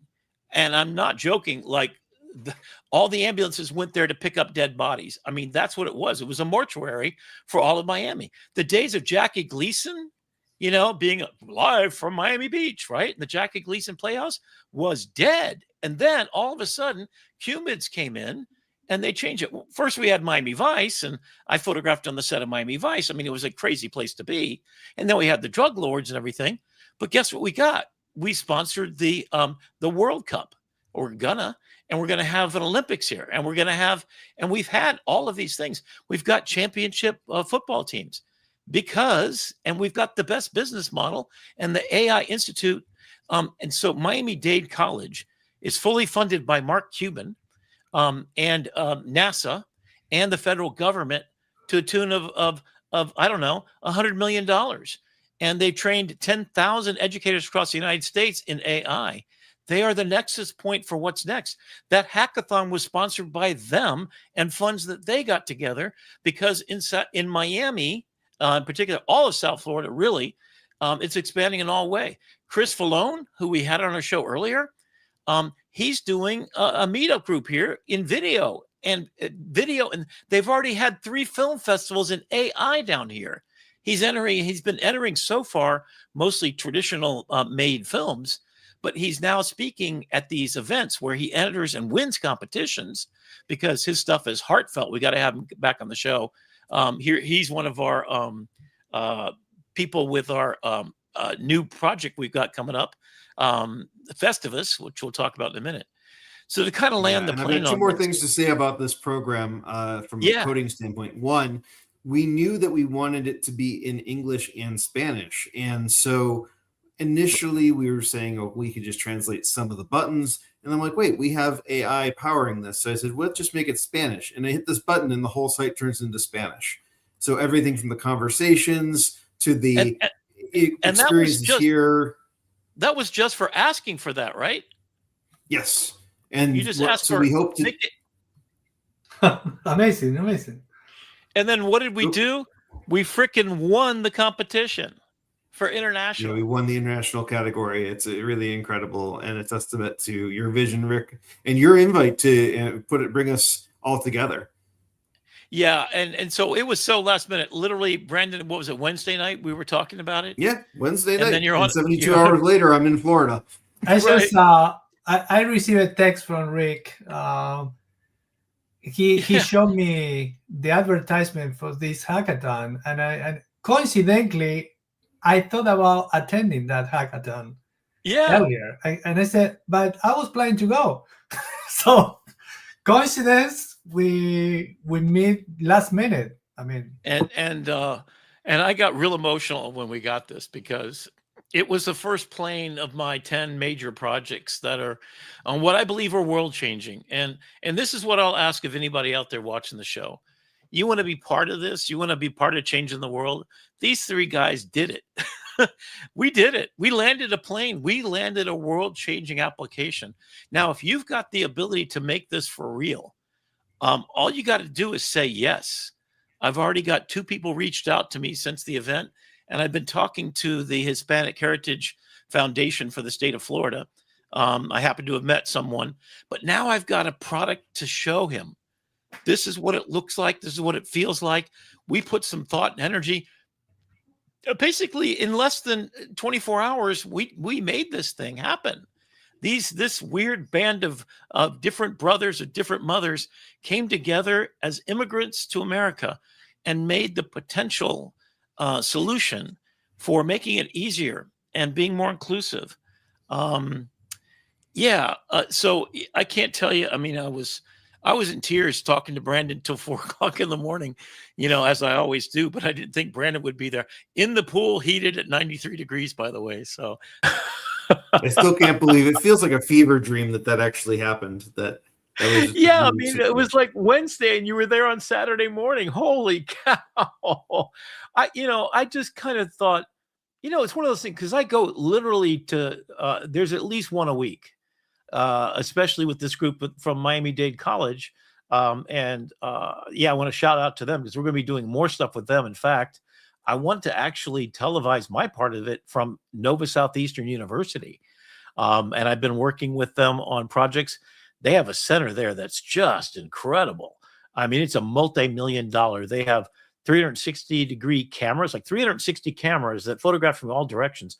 They did this video of one of their soccer players in midair in 360 bullet time, right? They've got that equipment there. They've got a cybersecurity thing that can have like 25 people doing a cyber threat simulation with real computers and systems going on and craziness.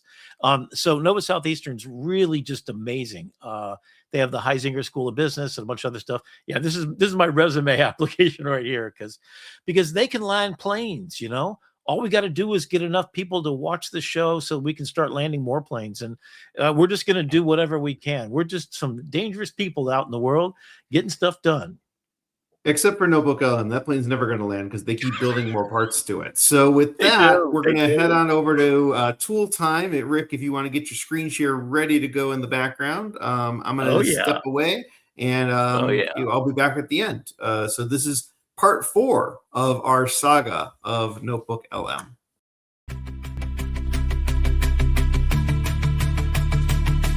30 minutes to master, tools to explore. Let your imagination soar like never before. AI Tool Time with Rick McCarley, where your digital dreams come true.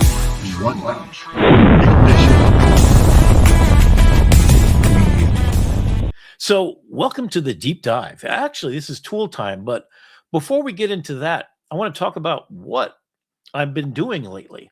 And one of the things is to reinvent and actually get a little bit more deeply into what is going to become AITV Starship.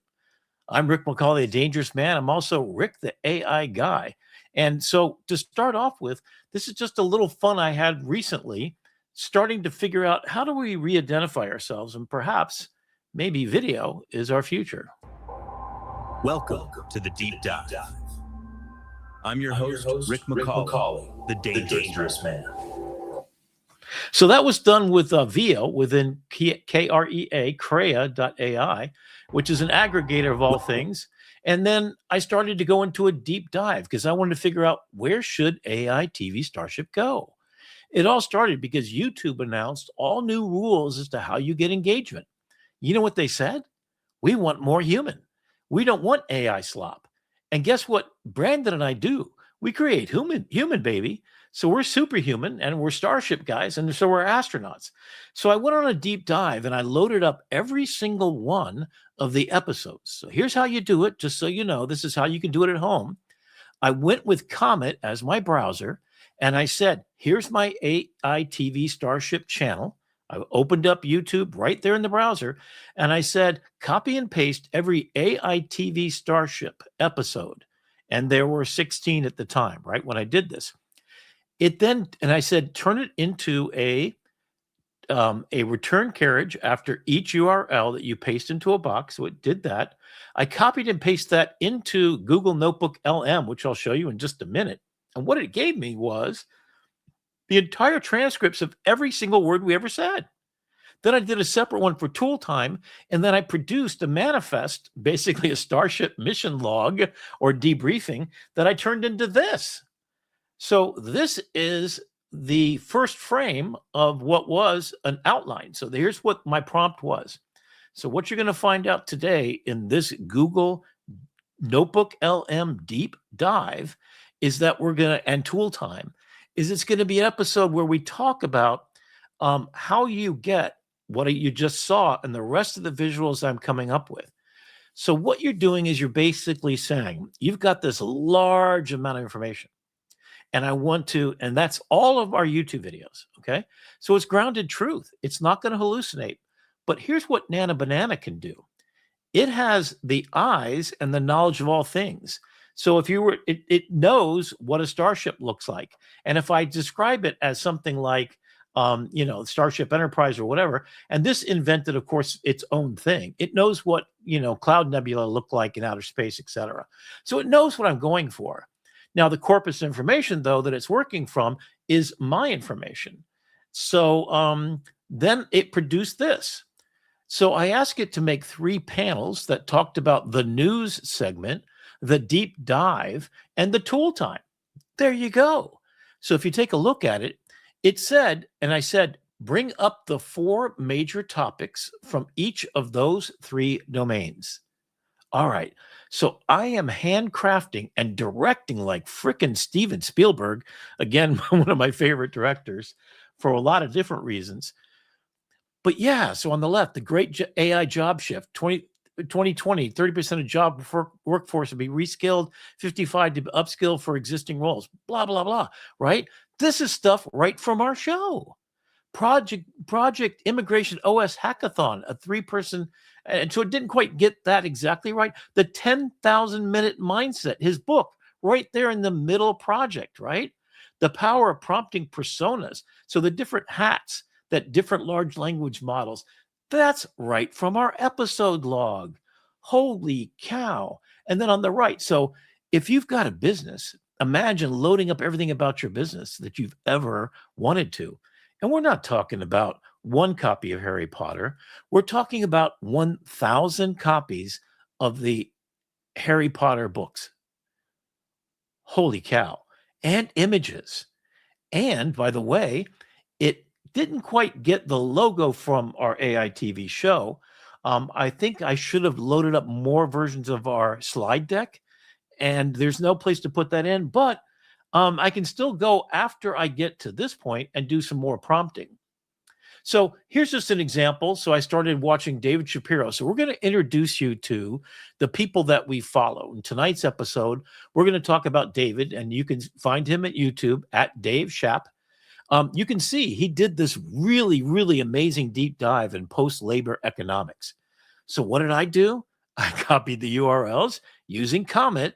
That's the secret trick. So if I had to, and this is what I did on my phone before, I'd sit there, I'd watch the post-labor economics episode 1, lecture 2, lecture 3, lecture 4. This guy is absolutely genius.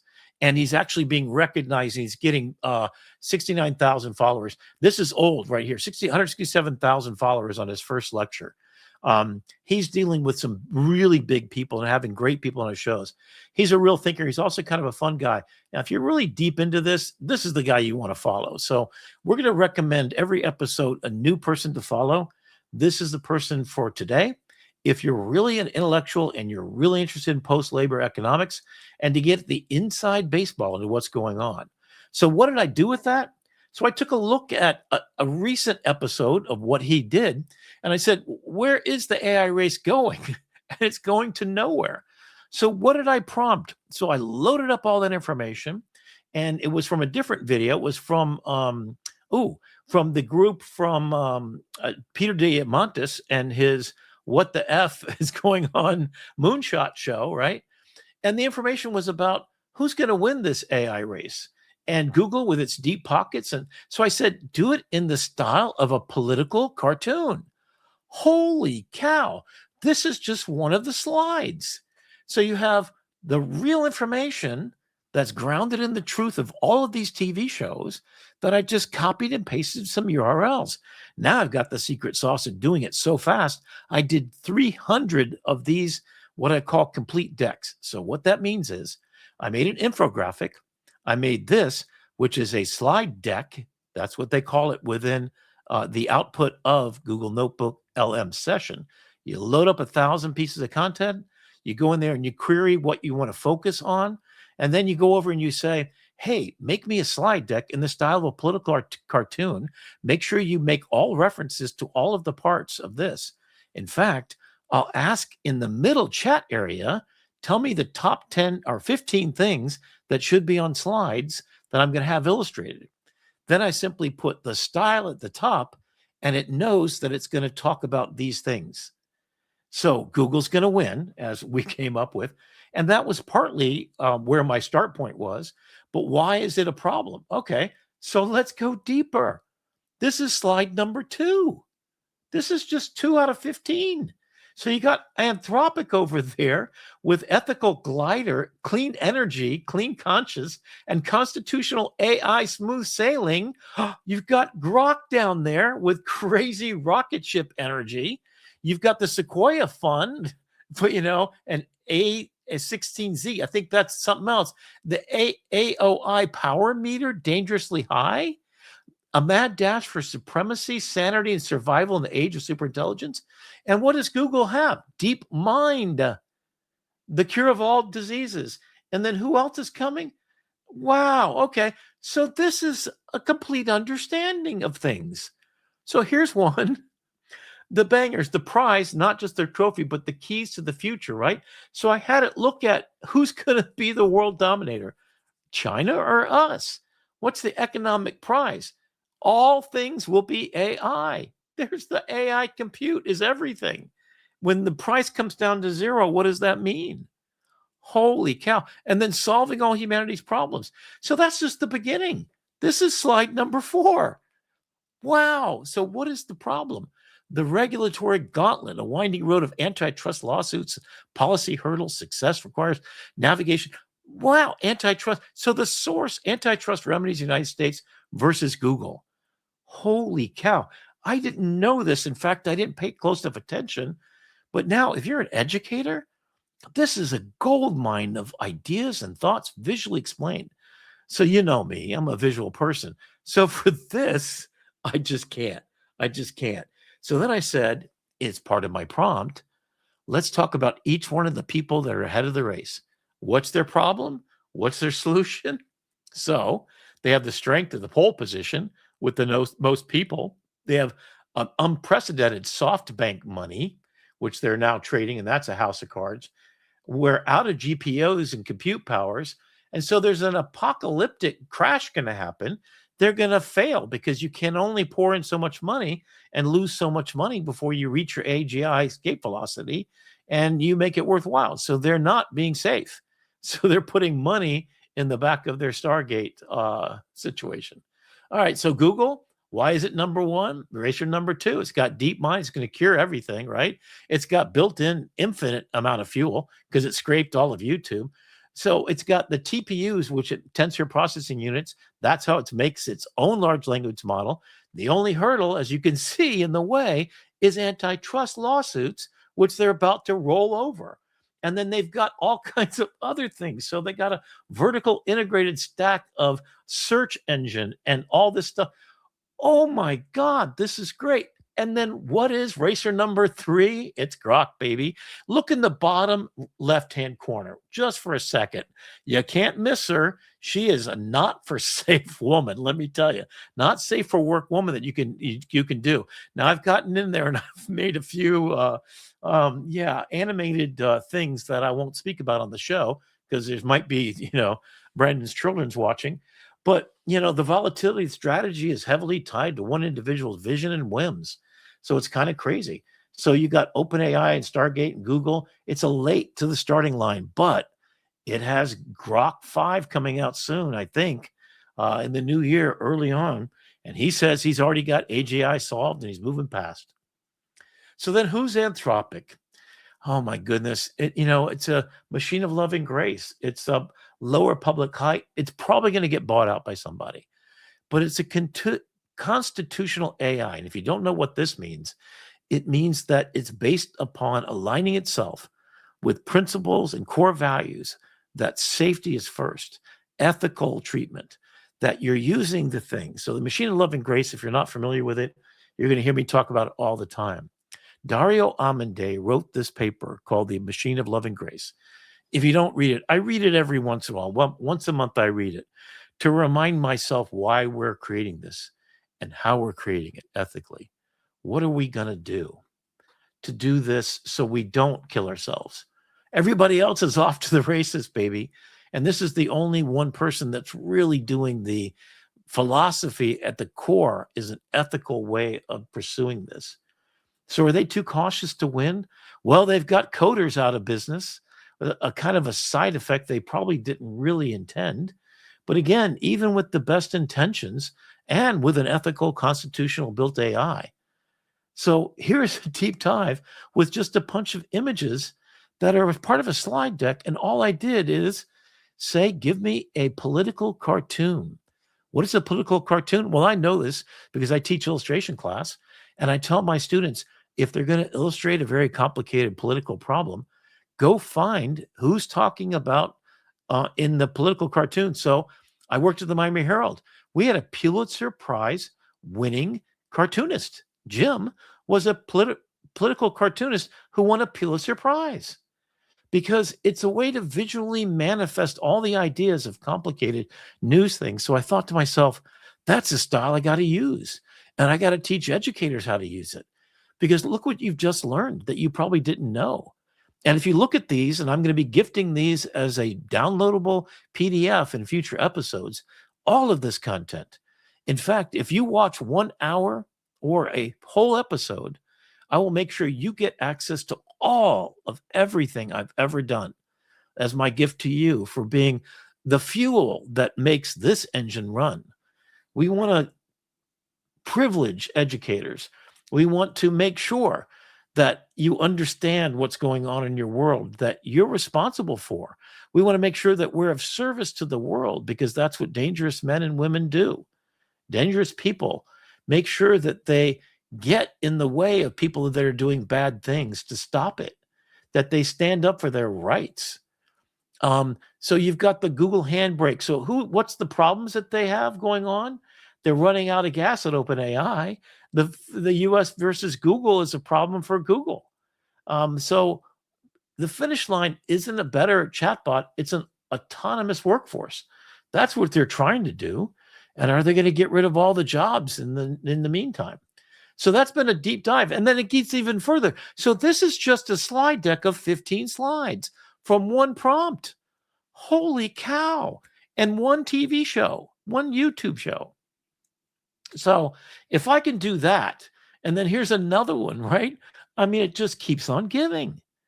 So there's the whole story, the power thing, the trip to AGI City, the brute force gambit. It did brute force twice, which I thought was funny. But this type is all readable.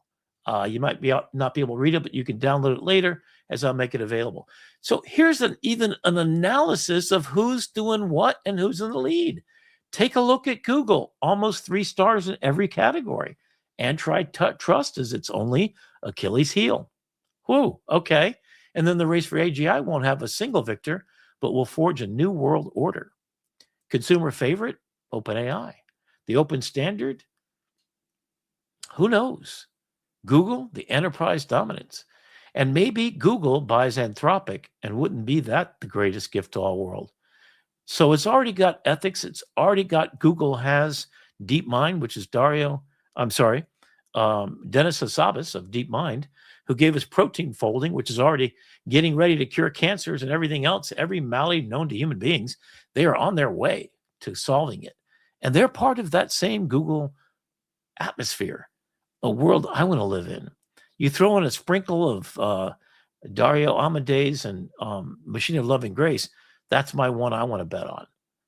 So I'm putting this together into a book we talked about last week. This is a one-shot prompt with Nana Banana loading up my pictures. And we talk about what human beings are. That's the illustration you see on the right. This will be a print magazine. I'm going to come out once a month with the best thoughts and everything that I'm doing. And with short little stories like this idea of the 20-watt miracle. This picture on the left is the cover of the magazine. It's going to be called Imagine a World, after my LLC, Imagine a World Productions, which is my for-profit to drive my nonprofit, Imagine a World Foundation. So Imagine a World Foundation is going to take the money from all of my gifts, and that is the gifts of this magazine, which will be distributed freely as a PDF with links to other things like videos, explainers, audio overviews, etc.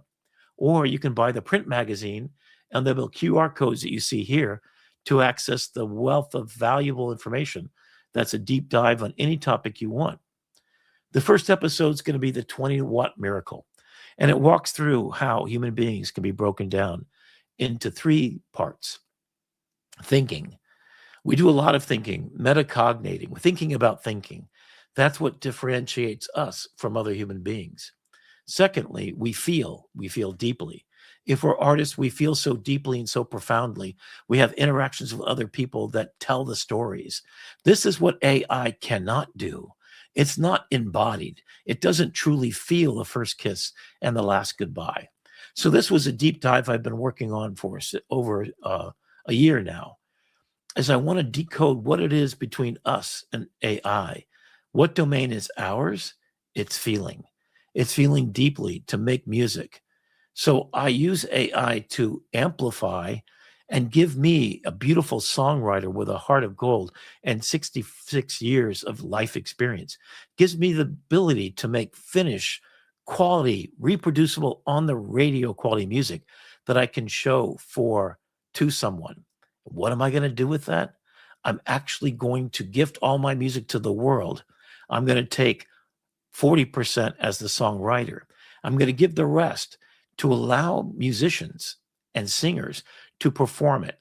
Whoever does the best human performance of my song will get 60% of my royalties going forward forever. So I want to be the writer of the song, the origin point, and I want the world to take the AI out, and that everything I produce will be a gift, that person will be enjoying the profits of my intellectual property. This is a paradigm I want all of you to use. If you're a great musician, but you need it to help you get a singer so that you can get a human to replace you, this is what I've started to do.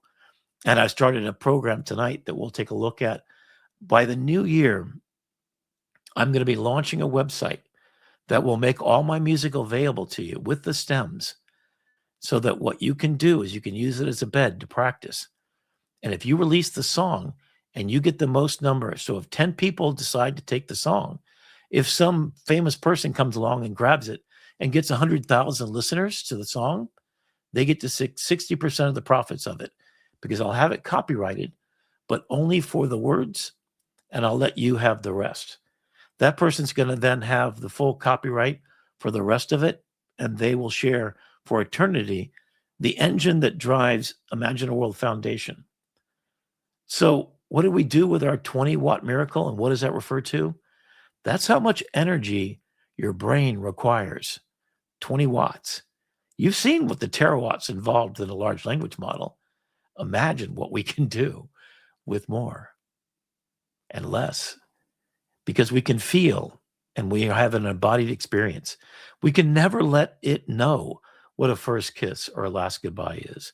We can never let it want or need or be part of the 7 deadly sins that we have to control and harness to drive us to what we do. The wanting is a good thing in the hands of an artist who wants to take pain and make beauty out of it. So that's my promise and my mission. A premium magazine to have premium thoughts delivered to you so you could do the same thing. So I'm doing it for educators as well. So I'm preparing for a professional development for my fellow educators to use Google Notebook in the same way that I do. Here's Amanda Bickerstaff, who I've known and talked to. She's the CEO of AI for Education. She's about 1 million educators she's educated on her platform. I was going to be part of it, but I'm just going to visit her and respect her and talk about her. Sal Khan, you may know as the CEO of Khan Academy. All this is from that prompt you just saw a second ago, as I'm going to show you. It's, can you make a beautiful render of a classroom board and on an infographic, colorful chalk, sketches of each of the greatest minds in artificial intelligence education today? Sal Khan, Jason Glitta, Thomas Thompson, Amanda Bickerstaff, etc. It didn't get all the people that I suggested, but I said, find the most amazing people. And I knew Dan Fitzpatrick. That's not a great picture of him. I'll go back and fix it before I show it to anybody. But what are they doing? They're teaching us how to evaluate, to verify, to when you use the AI, what is it going to do for us? And there's a beautiful illustration, and there's a classroom on the edges of this chalkboard. Wow. Innovators, mind and machines, the innovators shaping AI in education. And this is how they're using the AI bots. And then here's another, but weird, different way to look at it. So this is to talk about propaganda in the age of AI. So I am using Russian constructivism style, Shepard Fairey propaganda style, giant posters on brick walls, illustrating the visually rich, metaphorical, detailed paper posters with age from the 1940s about misinformation, propaganda in the crisis for the real, and the biological 1984 George Orwell, Nightmare of Truth and Sad Poem. I mean, you can read it, right? And then this is what I got. In fact, I even asked for it to use Rosie the Riveter. Where did this thinking about visuals come from? Spent my entire life teaching 25 years. I know who Rosie the Riveter. In fact, I teach propaganda classes. I did a whole thesis paper about the swastika, and that it was a shape that was thousands of years old. In North America, Native Americans had the swastika on their cave walls. In India, it goes back for centuries. All over the world, it was a sacred object. In fact, in 1930, here's a weird fact for you. It was on the boots, the sneakers made for Cub Scouts of America right before the war. And then all of a sudden, it got hijacked. Anyway, so I know visuals, and I talked about Adobe's content authenticity, the champion, and the dense truth, the propaganda playbook, centralize the message, propagandize it, weaponize the state. So I loaded up all the content of this conversation, and then I did the same thing again, and I made this. This is a class that I want to produce for real. I'll go into a deep dive as we do a whole episode about humanities final exam. So I imagine this as Harvard, Yale, MIT, and Oxford, and every institution across the world, all teaching at one time a reflection about humanities final exam. Are we ready? Have we learned as we create a God who will be more intelligent than us? Are we going to let it take over what we do? So I started this process, and we'll deep dive on this, but basically, this is a course outline for a 16-week course. The first 4 weeks is history. What do we need to know about it that we need to take with us? How do we get rid of propaganda? How do we get rid of all these problems that are happening in the world? So it's taught by multidisciplinary thinkers around the world. And then we look at the old game as being broken. We figure out how to fix it. So it's re-engineering. How do we do in war? Not so good. How do we do in politics? Horrible. It's getting worse. How's our planet? Not so good. So then we take a look at what social engineering has done to us, and we find ways to deconstruct what it did and see what we can do to make it better. So we're going to go deep dive in that, and the solutions basically will then be aggregated. So the third 4 weeks, it'll be a debate of the entire world coming up with solutions, and they'll be presented to the world to an AI overseer that aggregates the best ideas, makes them into policy that the UN might want to adopt, makes into policy as to how we fix social media, how we fix the United States government. So the entire world can take what we learned from our mistakes throughout all history. And as we get to this fork in the road where AI accelerates past us, wouldn't it be fantastic if every brain, every thinking person on the planet aggregated to make the solutions before it's too late? And that we approach a machine of loving grace and not an extraction economy where the rich are richer than ever before in history and the poor are not getting a fair break. And our Constitution is not being respected but defiled like some sort of Jeffrey Epstein event happened to it. So here we are, and that's my promise to you. This is an illustration, just one illustration from my book about the Frankenstein and Frank and Jack taking over his AI. So this is my Sphere event. This is from my play that I'm doing. So that gives you an idea. And I'm going to stop sharing for just a moment here and take it back. So that's kind of where it is. Should we stop now or should I keep on going, Brandon? I'm sorry, I don't hear you. You're muted. Oh, it works better when it's on. We're right at time. Okay. So that and I'm sure there's going to be a part 5 in this series because you are this is the natural conclusion of things. Yeah, you are all I think that's good. That feels solid to me. And once you put the other bumpers in there, then we're going to be at 2 hours, right? Yep. So let's Cool, land the man. plane, remind people about Festivus, and wish everybody a happy holiday. Okay. Do you have the screenshots of us both available? The who? What? You know, the picture, your little placard for you being at Festivus. That little image, you know what I'm talking about? Yeah. I mean, I don't know they're if you just could in put the them up. list of. Yeah, they're just in the list of things here. Sure. If we could do a screenshot of the two of us, that way we just show the number to call, and that'll take us out of here. 1-800-Festivus operators are standing by. There you go. There you go. So you're here. I'm on day 2. So I'll do this and I'll scroll down to us. Oh, perfect. So that seems like a good place to leave it, Rick. For it's a great place time. because. So I'm going to be talking about Google Notebook LM. So I'll say, if you just like that, the Google Notebook LM, I'm going to give a much briefer because it's only an hour. And in fact, I didn't quite understand. Do you understand there's some other person I'm working with? Is that to interview me or to keep me going, or or is that another person that's talking with me? I don't know. Every session is going to be different on this. Yeah, I didn't get a debrief on what I was a little concerned that my guess is before they kind of had someone bring you on stage and introducing you, right? And I thought that person is that person. I'm hoping. Maybe, but I've been practicing. I guess you'll find out. In fact, what I wanted to do tonight is be able to figure out what my timing was going to be and what I should include. If you have any notes on that, let me know, because you know how I don't like to land the plane. In fact, I'm not. It's either going to be me or Don that's producing it, so we'll keep you honest. Okay.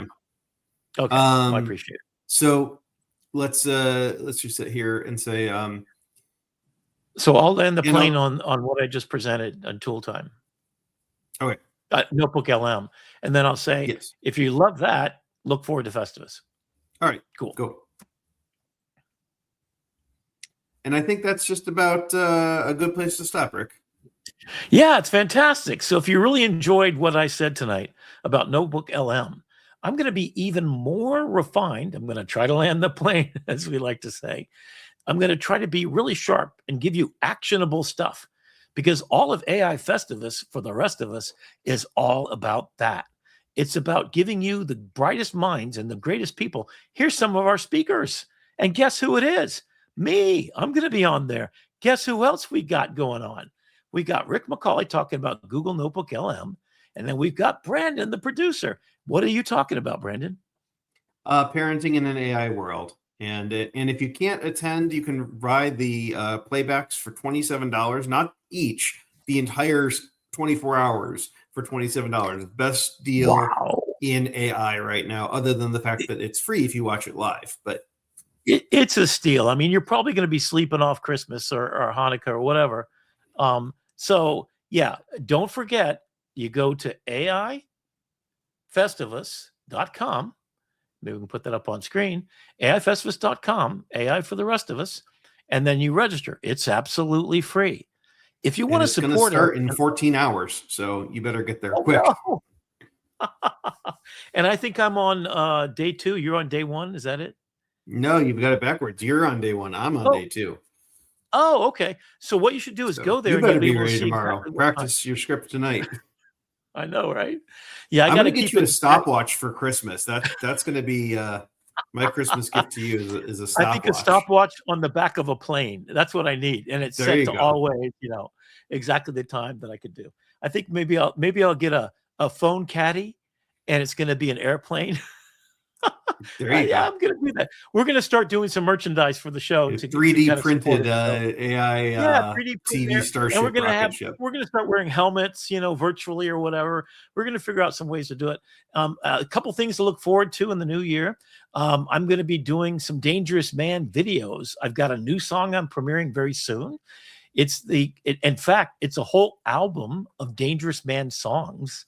I had a beautiful experience with our good friends and friends of the show, Jeannie and Dr. Claire, and we made a song together.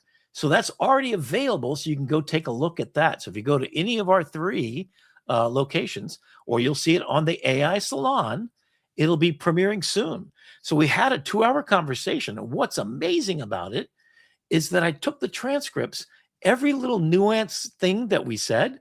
So Jeannie had fallen down and slipped and fell. And that quote came out of it and turned into a song. And it was hilarious. And even the little phrases. So I did that just literally. I copied and pasted the transcripts, went into ChatGPT. I want to make this a funny song. of these deeply beautiful human beings that I spent 2 hours with, just catching up. We were talking about how do you get your music. So Jeannie's an expert at getting her stuff on DistroKid. So we're going to have her on the show, talk about that, how she published her music.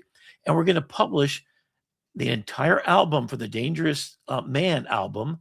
And it's about giving and empowering other people and what it is to be a dangerous man, in my words, and how to be a dangerous person. It's going to have full action videos, both in outer space and on planet Earth, and talk about what a beautiful thing. So, Brandon, what do you have coming up for? We gotta get ready for Festivus. It'll be starting soon. So there you go. Thank you for watching with us throughout the past 18 episodes, and come back next year. We'll have some New Year's resolutions for you and some predictions on the next show. But thank you, on behalf of Rick and myself, producer Brandon, want to wish you a very Merry Christmas, Happy Holiday Season, and a year filled with AI. Namaste and peace and love.